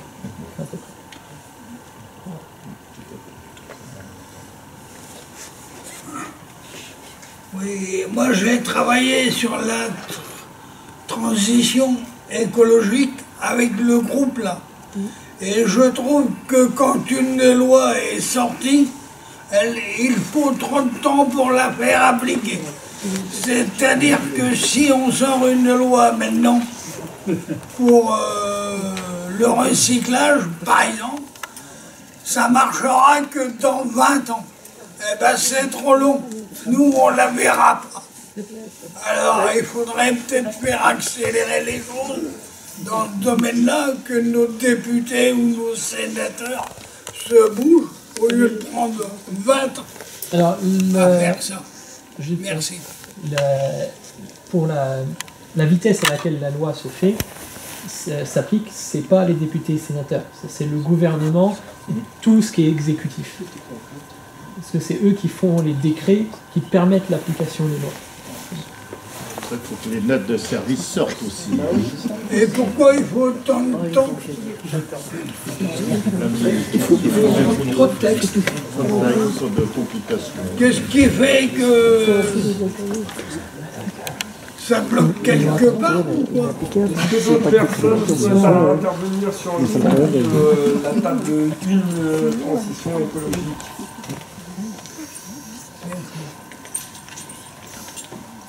Moi, je pense qu'il faut surtout privilégier les circuits courts. Hein. Ce sera le meilleur moyen de faire baisser la pollution. Certainement aussi la consommation de tous les emballages. Hein, et je crois que c'est la meilleure solution. Et obliger surtout toutes les administrations et les collectivités à avoir recours à des fournisseurs de proximité et non pas ouvrir des marchés publics presque au monde entier, hein, où là il va y avoir des frais de déplacement, de transport, enfin, que ce soit de main-d'œuvre ou de matières premières, hein, bien sûr. Hein. Je crois que c'est surtout ça qui est important.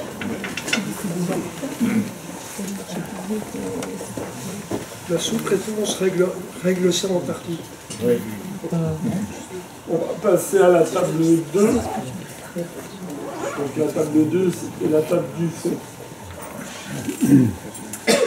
Alors nous, sur notre table, donc on a désigné comme rapporteur à la fin, c'était pas notre point spécialement désigné rapporteur, donc on a eu une conversation assez large, sans parler sur des points très précis, on a exprimé nos sentiments divers, et donc moi je me suis permis sur la fin d'exprimer, vous me dites si c'est pas bon, d'abord parler de la qualité de l'air. Voilà, alors ce qui a été exprimé de façon assez significative dans notre groupe, il y a eu un accent mis sur la question de la pollution, tant la pollution des sols que la pollution de l'air comme, je dirais, cause principale sur laquelle s'attaquer sur les aspects environnementaux. Il y a eu un aspect également, nous avons parlé de l'intérêt à regarder aussi un petit peu en arrière et dans le passé pour voir ce qui s'est bien fait dans le passé et ce qu'on a oublié aujourd'hui. On a eu beaucoup d'exemples avec nos anciens notamment. On a donné des exemples de l'agriculture, Et puis, et ensuite, je me suis permis de donner une expression sur laquelle mes collègues ont souhaité que je m'exprime. Moi, ce que j'ai exprimé, c'est que j'avais le sentiment aujourd'hui que sur les aspects environnementaux et écologiques, on parle en fait beaucoup de mesures sur différents points. Il y a beaucoup d'initiatives aussi qui se créent à titre individuel. Et on demande beaucoup à l'État avec l'impression que rien ne se fait. Et le sentiment que moi personnellement j'avais, c'est qu'il manque tout simplement une vision claire et nette, affirmée au niveau de la nation. Et notamment par la voix du chef de l'État, qui tout simplement nous explique, nous dit ce qu'on va faire et nous explique pourquoi on va le faire. Ensuite, le comment, c'est plus le rôle des exécutifs, l'Assemblée, le gouvernement, etc. Mais il me semble qu'il manque cette voix forte qui nous dise que nous allons nous impliquer massivement dans le domaine de l'environnement. Pourquoi? Parce que la première chose à dire, c'est que l'environnement est d'abord une cause mondiale, autant sur l'aspect du réchauffement climatique que sur l'aspect de la raréfaction des ressources et sur l'aspect de la biodiversité. Donc c'est d'abord une problématique mondiale. Donc pourquoi nous, la France, qui sommes un pays parmi d'autres, qui ne sont pas forcément les plus concernés à la limite, hein, même si on fait partie des pays développés, pourquoi on s'y intéresserait? Et ce que j'ai exprimé, c'est qu'une chose qu'on n'entend pas, que moi je n'ai jamais entendu, peut-être parce qu'on a peur de le dire, mais je crois qu'on le ressent un petit peu au fond de nous, c'est qu'on a le sentiment tout simplement que ça va très mal se passer si on ne prend pas ça en place. Tout simplement parce que avec la raréfaction des ressources, on va avoir des problèmes de conflit pour aller chercher jusqu'à la dernière goutte de pétrole tout ce qui se passe quand on a moins de grève d'essence, où on se tape sur la figure pour aller chercher l'essence pour aller au travail, que ce soit sur la question du réchauffement climatique qui va, on le sait, générer un certain nombre de migrations massives qui vont être source de conflits à l'avenir. Et je pense que le fait d'affirmer ça, et d'affirmer le fait que ce n'est pas une fatalité, et qu'à partir du moment où on affirme le problème et qu'on le prend à bras-le-corps de façon massive, ça peut être un projet positif pour la France, au travers de la France au niveau européen, et ensuite, à titre d'exemple, un exemple parmi d'autres, parce que rien ne dit que nous sommes le meilleur exemple dans le monde, il faut aussi avoir cette humilité-là. Donc on pourrait affirmer ce projet au niveau mondial, et ça fait partie d'ailleurs de la vocation de la France, puisque la vocation de la France à la base, c'est de tout faire pour lutter pour la paix dans le monde par son rôle de médiation. Voilà ce que j'ai exprimé, et moi mon sentiment, c'est tout simplement, on ne nous a jamais dit les choses en face, au plus haut niveau de l'État. On ne les a jamais affirmé clairement les yeux dans les yeux. On a un président qu'on élit, je ne parle pas de l'actuel, je parle de tous nos présidents, on élit au suffrage universel, c'est lui notre intermédiaire direct. Je pense qu'il devrait nous parler pour nous dire ce genre de choses et nous le dire de façon très claire et nette. Donc voilà ce que j'ai voulu exprimer sur cet aspect de l'environnement, et sur lequel je crois on s'est reconnu autour de la table. Voilà. Je crois que la jeune fille a levé la main tout à l'heure pour intervenir par rapport à Il rajeunit. Oui, on peut attendre un discours clair de notre président, sauf que lui, c'est un ancien Rothschild qui est venu par le lobby et par les... Alors, je ne parle pas du président actuel, je parle du président dans sa fonction. Je ne parle pas du président actuel, je dis la même chose pour les précédents. Le problème environnemental, il ne date pas d'aujourd'hui. Ça fait très longtemps. Mais en plus d'attendre ça, voilà. Je pense qu'il est bon aujourd'hui, c'est de débattre et de faire les propositions qu'on est en train de faire. Oui, et on dit faire de la France un exemple et un moteur, mais pourquoi pas faire du Sud-Manche un moteur et un territoire en transition qui deviendra attractif et qui serait moderne, parce que je ne voulais pas dire que c'est contradictoire avec l'initiative locale, et d'ailleurs la preuve d'initiative locale se développe pourquoi aussi, parce qu'il n'y a pas cette impulsion. Donc on prend les choses nous-mêmes, et c'est l'exemple qu'il y a ici effectivement dans le Sud-Manche et qu'il y a sur plein d'autres territoires en France. Mais ce que je veux dire, c'est que pour qu'il y ait un vrai impact, moi mon sentiment c'est qu'il me manque ça, il me manque le fait d'avoir une véritable impulsion, voilà, un changement de braquet. Et je pense que d'ailleurs ça aiderait les initiatives locales, et ce changement de braquet pourrait profiter. Mais là, après, on est en comment, on est plus dans l'objet et le pourquoi. Je rappelle que le premier grand discours produit par un personnage politique, c'était Jacques Chirac en campagne à Avranches.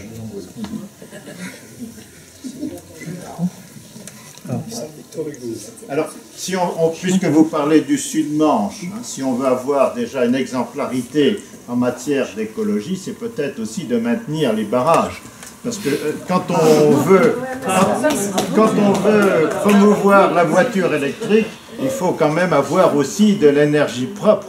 Parce que si c'est pour faire tourner des voitures électriques avec des centrales à charbon, je ne vois pas trop l'intérêt. Je ne me suis pas permis de le faire remarquer. Nous n'allons pas, on ne sait pas de quel barrage vous parlez, on ne va pas rentrer sur ce débat. On va passer la... D'accord avec vous, mais est-ce qu'on a bien mis les moyens pour avoir de l'énergie propre? On se posait la question. Par rapport à l'écologie, moi je pensais que ce qui serait bien, c'était par rapport à l'éducation, parce que l'éducation, l'école et tout ça, c'est essentiel. Et je me disais, est-ce que dans le programme de l'éducation nationale, on ne pourrait pas instaurer une fois par trimestre, par exemple, d'aller ramasser les déchets à la plage, aller ramasser les déchets dans la forêt, pour sensibiliser les enfants, parce qu'on peut dire, je sais pas ce qui se fait actuellement, j'ai plus de petits, mais vraiment tout, est-ce que c'est obligatoire, est-ce que c'est... Est-ce que ça se dit une fois par trimestre ou... Voilà. Le problème, c'est... Pardon. Je suis encore... Oui, oui. Alors, malheureusement, c'est pas les programmes qui font à sortir comme ça, c'est Leclerc. c'est Leclerc qui fait son opération nettoyer la nature, et du coup, qui fournit des gants qui sont emballés dans du plastique, qui fournit des pitchs qui sont emballés tous individuellement dans du plastique. L'année dernière, la classe de CE1 dans l'école où je travaille a généré plus de déchets qu'il n'en a ramassé avec cette opération financée par Leclerc.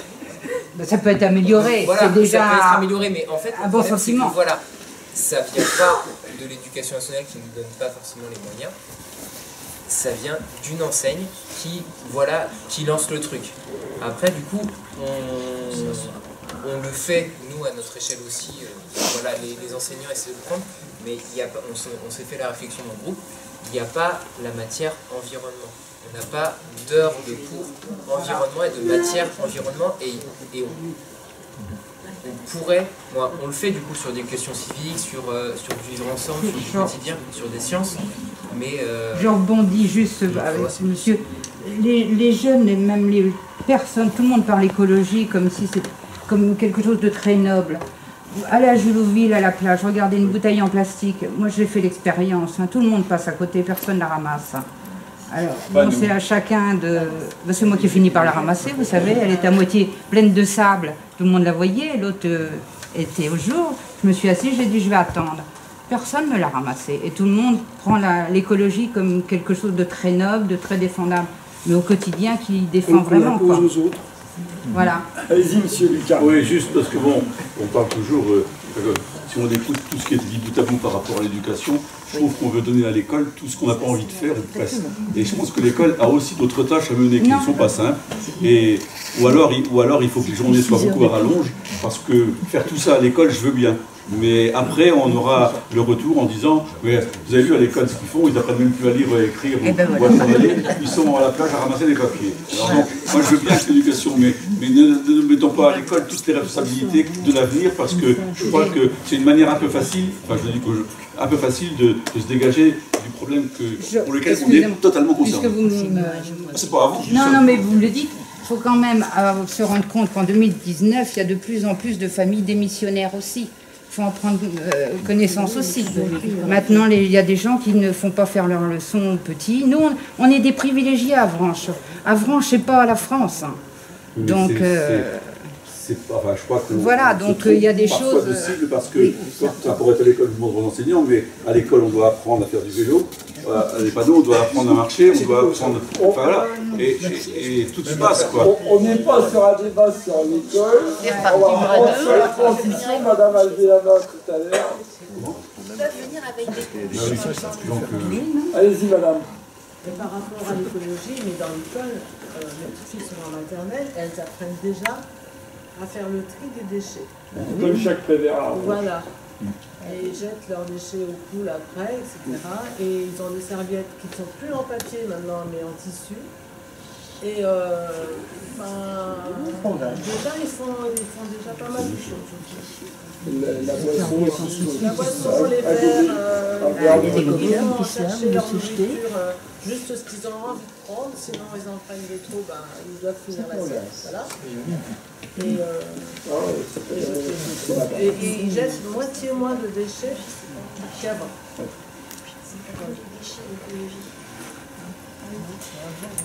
Je rejoins Monsieur Lucas, en fait, je pense qu'il ne faut pas faire reposer tous nos espoirs sur la génération qu'elle, parce que comme ça, c'est leur problème, et puis nous, voilà. Et on a aussi des parents, enfin moi j'éduque mes parents en fait, et ça c'est dur aussi, mes parents ils vont vivre encore longtemps, ils vont polluer encore longtemps, et enfin voilà. C'est vrai. Et en plus, une fois pour les migrants, parce qu'on arrive un petit peu au fur et à mesure qu'on va changer, c'est ça. Et en fait, on peut aussi voir des gens tourner, donc il ne faut pas nous espérer que les adultes et les plus âgés, il faut aussi essayer de faire changer leurs habitudes. Moi je connais bien par rapport à l'éducation, je dis... tout à l'heure, il était évoqué que Leclerc fait une opération pour aller rechercher tous les déchets sur la plage, etc., ou dans la campagne. Mais il faudrait se poser la question, pourquoi on trouve ces déchets? Qui les a jetés? Qu'est-ce qu'on dit à quelqu'un qui, devant nous, sur le trottoir, va jeter son mouchoir, va jeter son paquet de clopes, qui est vide, va le déballer, jeter tous les morceaux? Qu'est-ce qu'on lui dit à cette personne? Est-ce qu'on lui dit quelque chose? On la laisse faire, Non, si on le dit, ça m'est arrivé, je me suis fait rembarrer et je vous garantis, je ne vous ferai sur ta tête. Voilà, tout à fait. Hein et par des jeunes en plus, devant le lycée. Hein. C'est moi qui avais presque honte de me mêler de ce qui ne me regardait pas. Juste sur la question environnementale, écologique, je ne sais pas comment l'appeler. Je pense qu'on est ce soir assez convaincus de la nécessité de faire quelque chose. Pourquoi pas à l'échelle locale? Mais la question plus large qu'il faut poser, c'est est-ce que nous sommes tous prêts individuellement à remettre en cause le modèle dans lequel nous vivons au quotidien? Moi, je pose toujours la question, il y a trois choses fondamentales pour un humain dans notre société. C'est, premièrement, se loger, donc habiter dans un endroit. C'est se nourrir et se vêtir. Est-ce que là, individuellement, chacun fait attention à la manière dont il consomme ses vêtements? Ou est-ce que vous achetez vos vêtements? Est-ce que vous vérifiez que vous utilisez bien des matériaux naturels, que vous êtes bien dans une logique de consommation de produits qui sont fabriqués dans un rayon de 50 km? En gros, est-ce que tout le monde porte des pulls Saint-Jacques? Est-ce que vous êtes pratiquant du covoiturage? Est-ce que lorsque vous êtes en ville, vous refusez de prendre une voiture, vous allez à pied ou en vélo? Enfin, je pense que la révolution, elle commence à l'échelle de nos individualités. Moi, je sais que j'essaie d'être dans cette logique-là. Mais malgré tout, je suis aussi ennemi du système dans lequel j'évolue au quotidien. Je suis un très piètre, très mauvais consommateur pour l'ensemble des gens qui vivent dans le centre-ville du commerce. C'est dramatique. Je ne consomme pas ou très peu de choses parce que j'essaie de limiter mes achats au strict minimum. Donc ça signifie qu'en remettant en cause, à titre individuel, le modèle dans lequel nous évoluons et d'où nous vivons, nous le fragilisons. Oui, mais il faut en recréer, oui, mais retrouver ça c'est facile. Là, on touche du doigt l'utopie. Non, mais il faut... Il n'y a qu'à Faucon, en effet. Non, mais et qu'est-ce qu'on fait concrètement? On pourrait continuer le tour de table. Nous, on a aussi... on n'a pas fini le tour de table, mais il y a les actions individuelles, les actions dans la famille, et puis il y a les actions aussi au niveau politique, au niveau local, au niveau national. Et tout ne va pas se faire en un jour, on ne sait pas faire en un jour. Mais je pense qu'il faut qu'on dédramatise, qu'on utilise de moins en moins les mots utopie, parce que l'utopie a changé de camp, et qu'on se réépanouisse et qu'on ne dise plus les mots revenir en arrière, etc., mais qu'on se réépanouisse du futur qui nous attend avec les nouvelles propositions, les nouvelles modes de consommer qui vont chambouler plein de choses, c'est sûr. Qui vont mettre à mal un système économique dont nous vivons aujourd'hui. Oui, c'est ça qu'il faut avoir en tête. Il va devoir se transformer et ça va pas se faire. De toute façon, très honnêtement, ma conviction au fil des mois, c'est que de toute façon le système va se transformer de manière brutale. Enfin, il suffit de regarder les indicateurs économiques qu'on peut avoir ici et là. Je pense que de toute façon, notre système va péricliter. Mais ça ne se fera pas dans la douceur. Faut pas rêver. Ça va se faire de manière très douloureuse parce qu'on va aller vers du chômage. Oui, mais c'est pour ça, je parle d'utopie, quand on essaie d'imaginer un système de transition doux qui va nous amener vers un monde meilleur. Je pense que ça risque de ne pas être si lent que ça risque d'être très saccadé.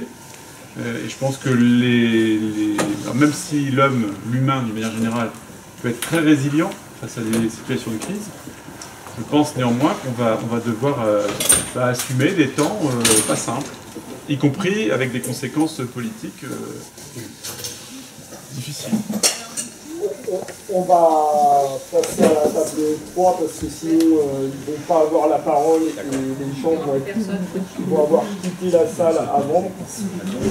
Juste avant de donner la parole à la table 3, j'ai une réponse à madame. Dans certains pays étrangers, Canada qui est fermant de l'écologie, voire de ce que j'en ai entendu, l'Allemagne, ils font de la communication et de la signalétique là-dessus. Les personnes qui jettent un papier et qui sont vues en train de jeter un papier sont répréhensibles d'une amende allant de 500 € à 1 500 €. Et bien, je peux vous dire que sur les routes, il n'y a pas de papier.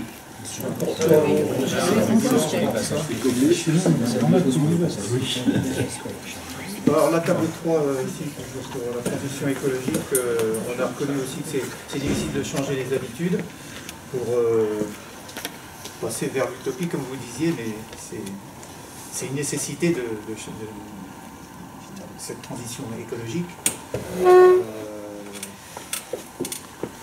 Et donc il y a l'éducation qui contribue donc à changer les habitudes, donc on en a parlé, et ça commence dès le plus jeune âge à la maternelle, il vaut mieux commencer dès le départ que de prendre plus tard.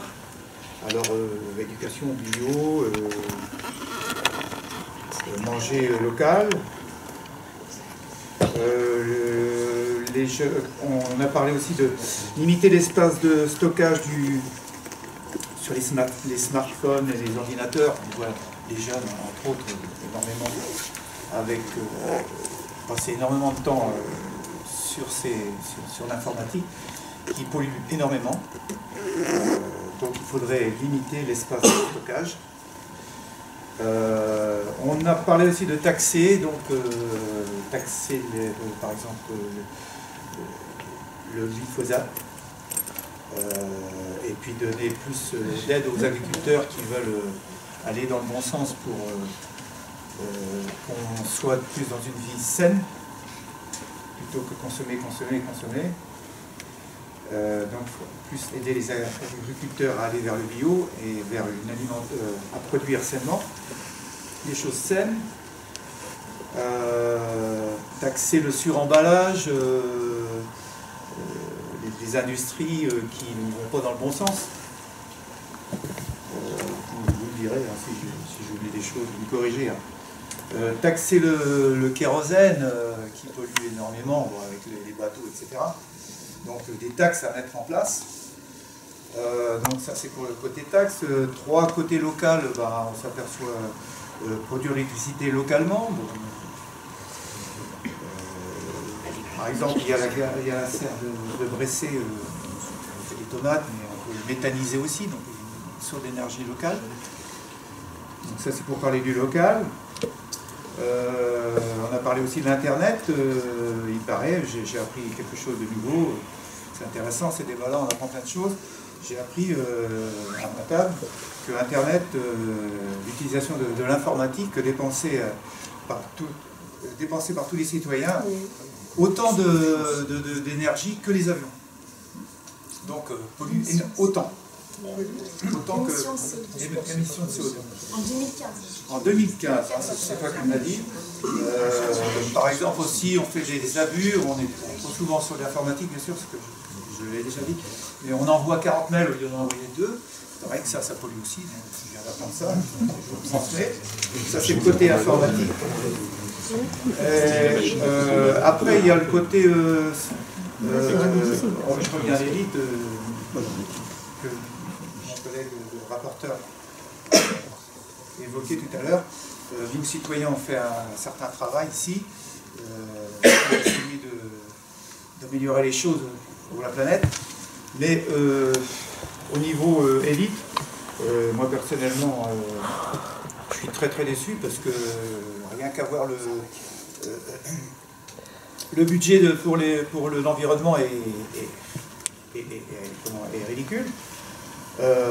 Et puis on sent pas vraiment une volonté du président et puis de nos dirigeants français et mondiaux de vouloir faire quelque chose de fort. Et il faut faire quelque chose de fort parce que c'est urgent. Et si c'est pas fait, là souvent il faut être souple pour certaines choses, mais là il faut être carrément radical. Et si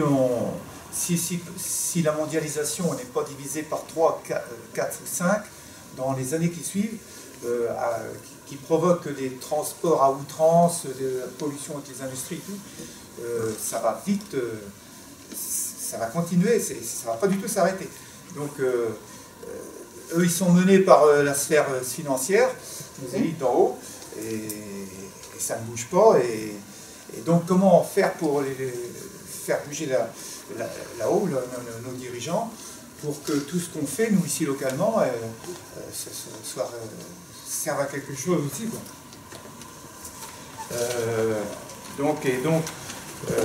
Toujours pour... on parlait donc d'un nouvel indicateur. Au lieu de parler de croissance qui va avec la pollution, on irait presque à parler de décroissance qui va pour le sauvetage de la planète. Hein. Il faut savoir ce qu'on veut, si on veut sauver la planète et une vie pour nos enfants. Hein. cette idée, donc c'était de... Parce que tous les mois, on a Bruno Le Maire qui nous annonce le PIB. Et on se disait, mais pourquoi pas créer un nouvel indicateur qui serait international, mais qui serait basé sur d'autres choses que la croissance. Il existe déjà, mais alors peut-être sur les émissions de CO2 qui diminuent. Voilà. Voilà, bon, on va parler aussi donc des éclairages des villes. Réduire l'utilisation du vélo, qui n'est pas forcément bien, c'est pas encore au point le vélo ici en France. Il y a des progrès, mais c'est pas suffisant. L'énergie grise. Dans la fabrication des objets, notifier l'énergie grise qui a été utilisée pour sa fabrication.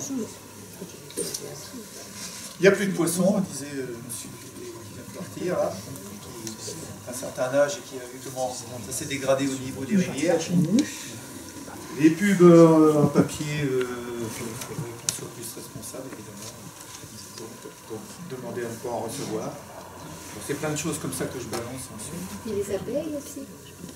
Qui ont été évoquées à la table.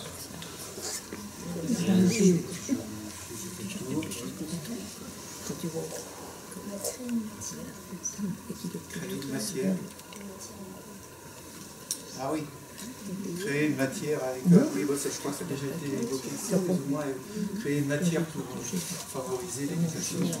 Il faudra éduquer les adultes aussi. Il faudrait éduquer les adultes, les parents de ces enfants. Parce que dans les charlots, ce qu'on voit ce qui est acheté dans les plats cuisinés avec plein de choses mais on s'est demandé par sur emballage, c'est quand même des gens de la France qui achètent. Par quel biais éduquer les gens ne cuisinent plus, ils veulent tout avoir tout frais. Et aussi les gens plus âgés. Mais comment on lève la main. Et aussi les gens plus âgés, on s'est fait la réflexion que les gens plus âgés avaient vu certains objets, certaines choses apparaître et qui avaient été du progrès. On n'avait plus besoin de ramener les bouteilles à la consigne, c'était pratique, on n'avait plus qu'à les jeter à la poubelle.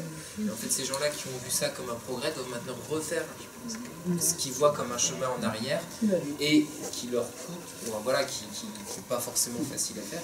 Et en fait, il faut... Les enfants, c'est plus facile parce qu'ils sont vierges de tout ça, et donc on leur montre une façon de faire et ils nous suivent. Les personnes plus âgées, il faut revenir sur des anciens comportements, eux voient ça comme un retour en arrière, et il faut leur faire comprendre que c'est pas un retour en arrière, c'est...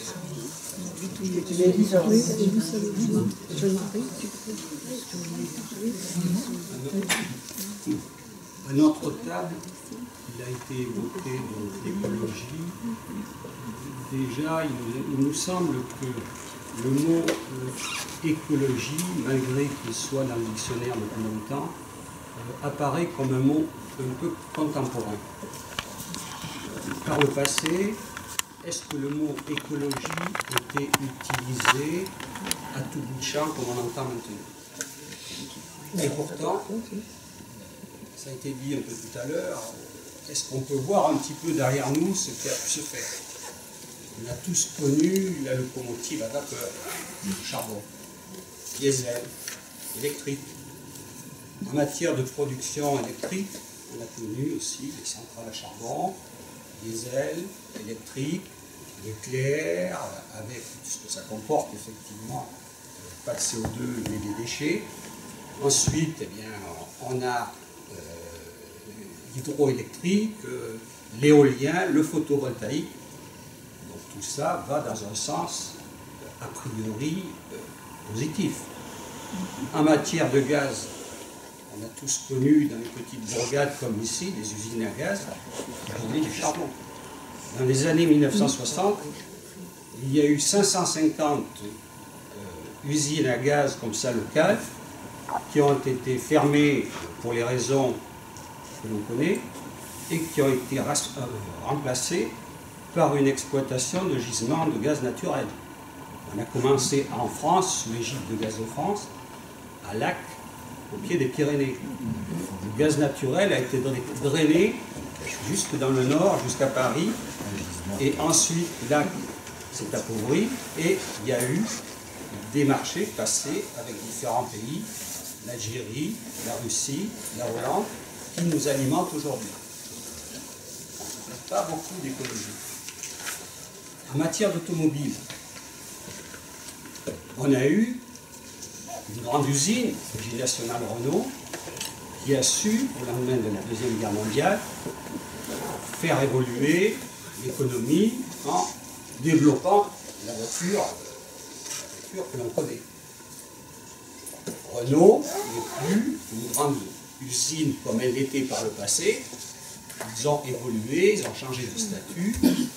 Et aujourd'hui, on a un problème urgent. Est-ce que la transition écologique en matière de développement de l'automobile est à la hauteur de ce qu'on attend? On parle de moteurs de voitures hybrides, électriques, mais est-ce que cette dimension a été prise suffisamment tôt ou n'a pas été prise suffisamment tôt? Est-ce qu'il y aurait eu une institution qui aurait pu accompagner cette problématique comme ça a été fait dans le transport ferroviaire et les cas que je viens de citer? En matière de logement, est-ce qu'il y a un pilote aujourd'hui pour accompagner la transition écologique? Est-ce qu'il y a un pilote à dimension nationale? Est-ce que ce ne sont pas... Ça se fait de plus en plus quand même. Il y a les impôts qui le font avec le CITE, il y a la norme, il y a la norme RGE, il y a quand même des choses.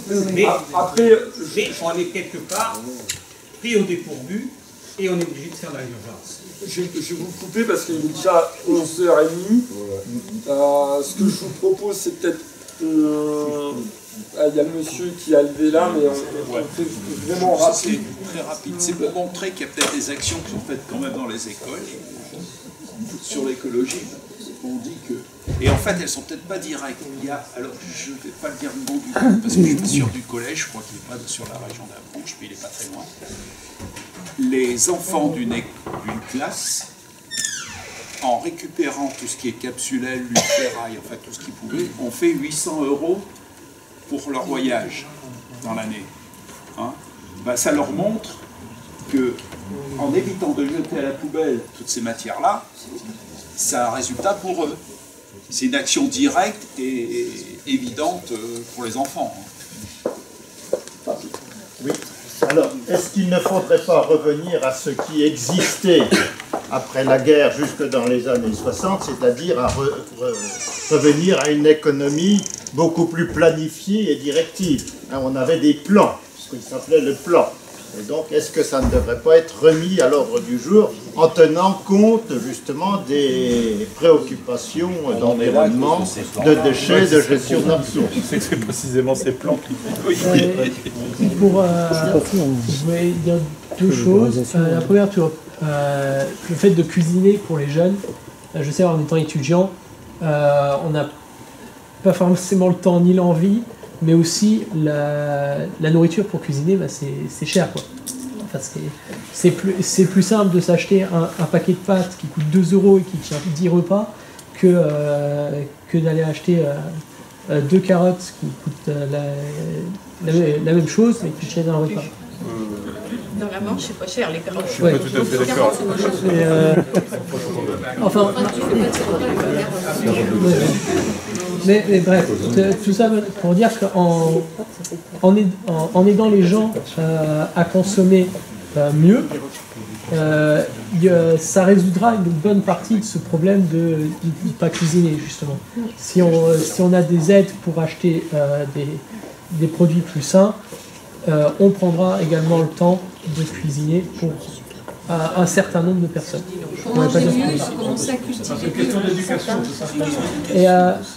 Et une deuxième chose aussi, pour la transition, votre table est demandé comment faire réagir justement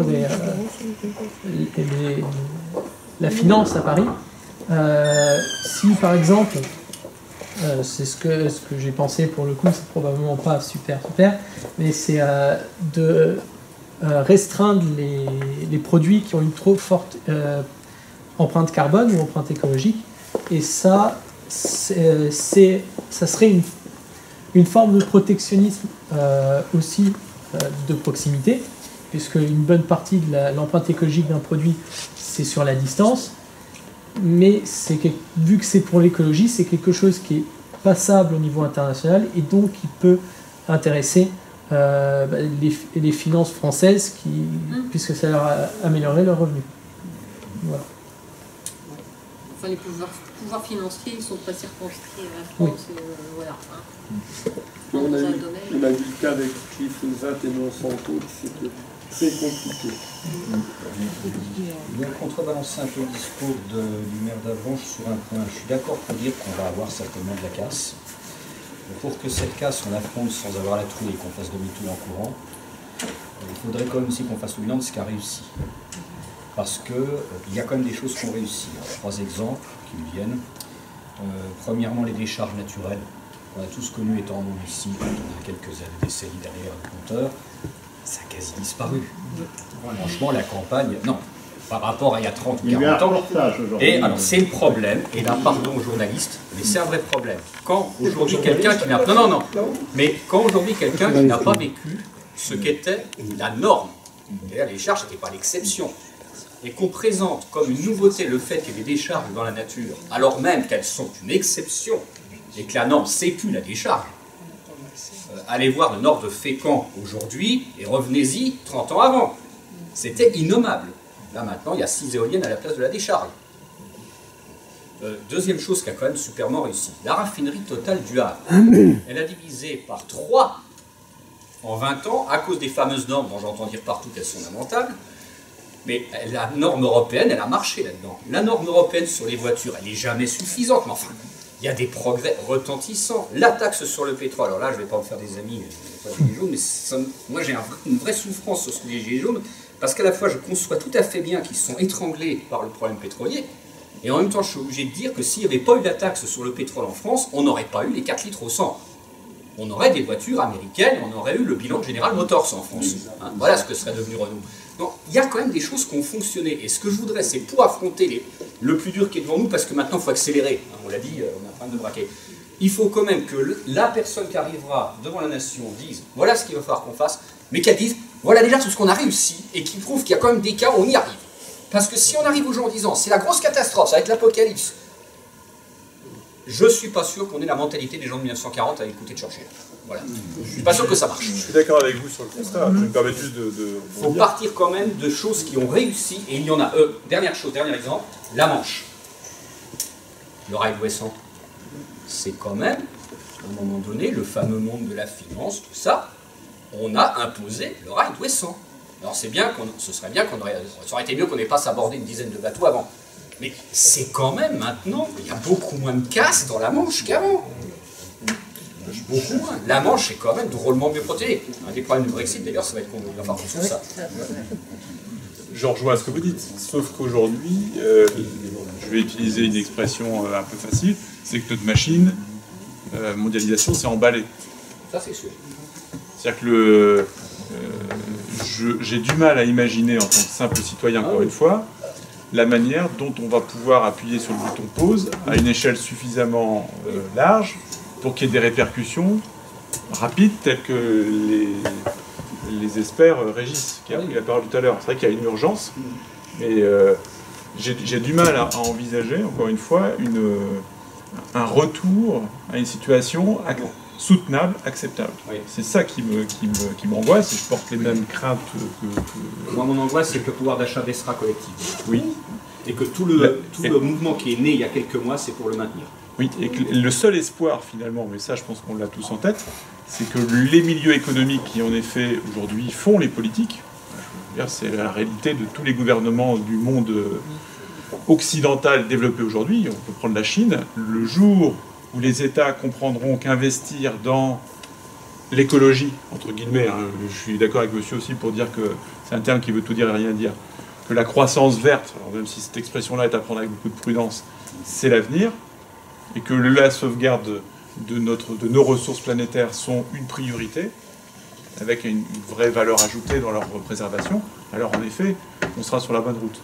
Et j'ai peur que malheureusement l'humanité soit suffisamment mature pour pouvoir intégrer rapidement cette dimension-là et éviter des soubresauts, des chaos qu'on commence déjà à avoir. Pas des contraires.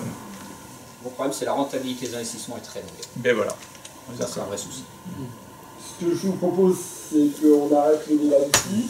Une petite chose, c'est que samedi, il y a la marche pour le climat et que tout le monde est bienvenu parce qu'il va y avoir des petits ateliers après.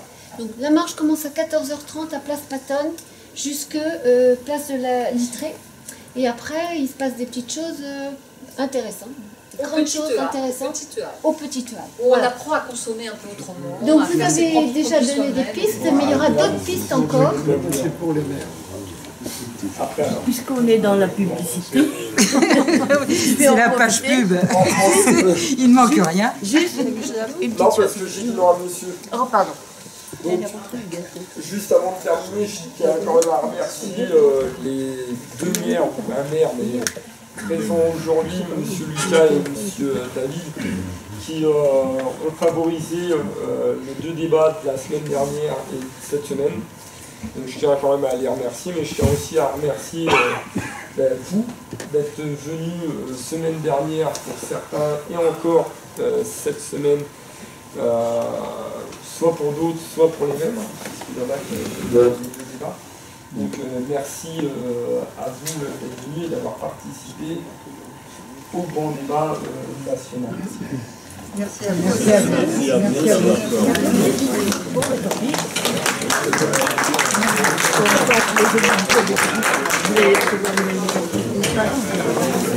Merci à vous.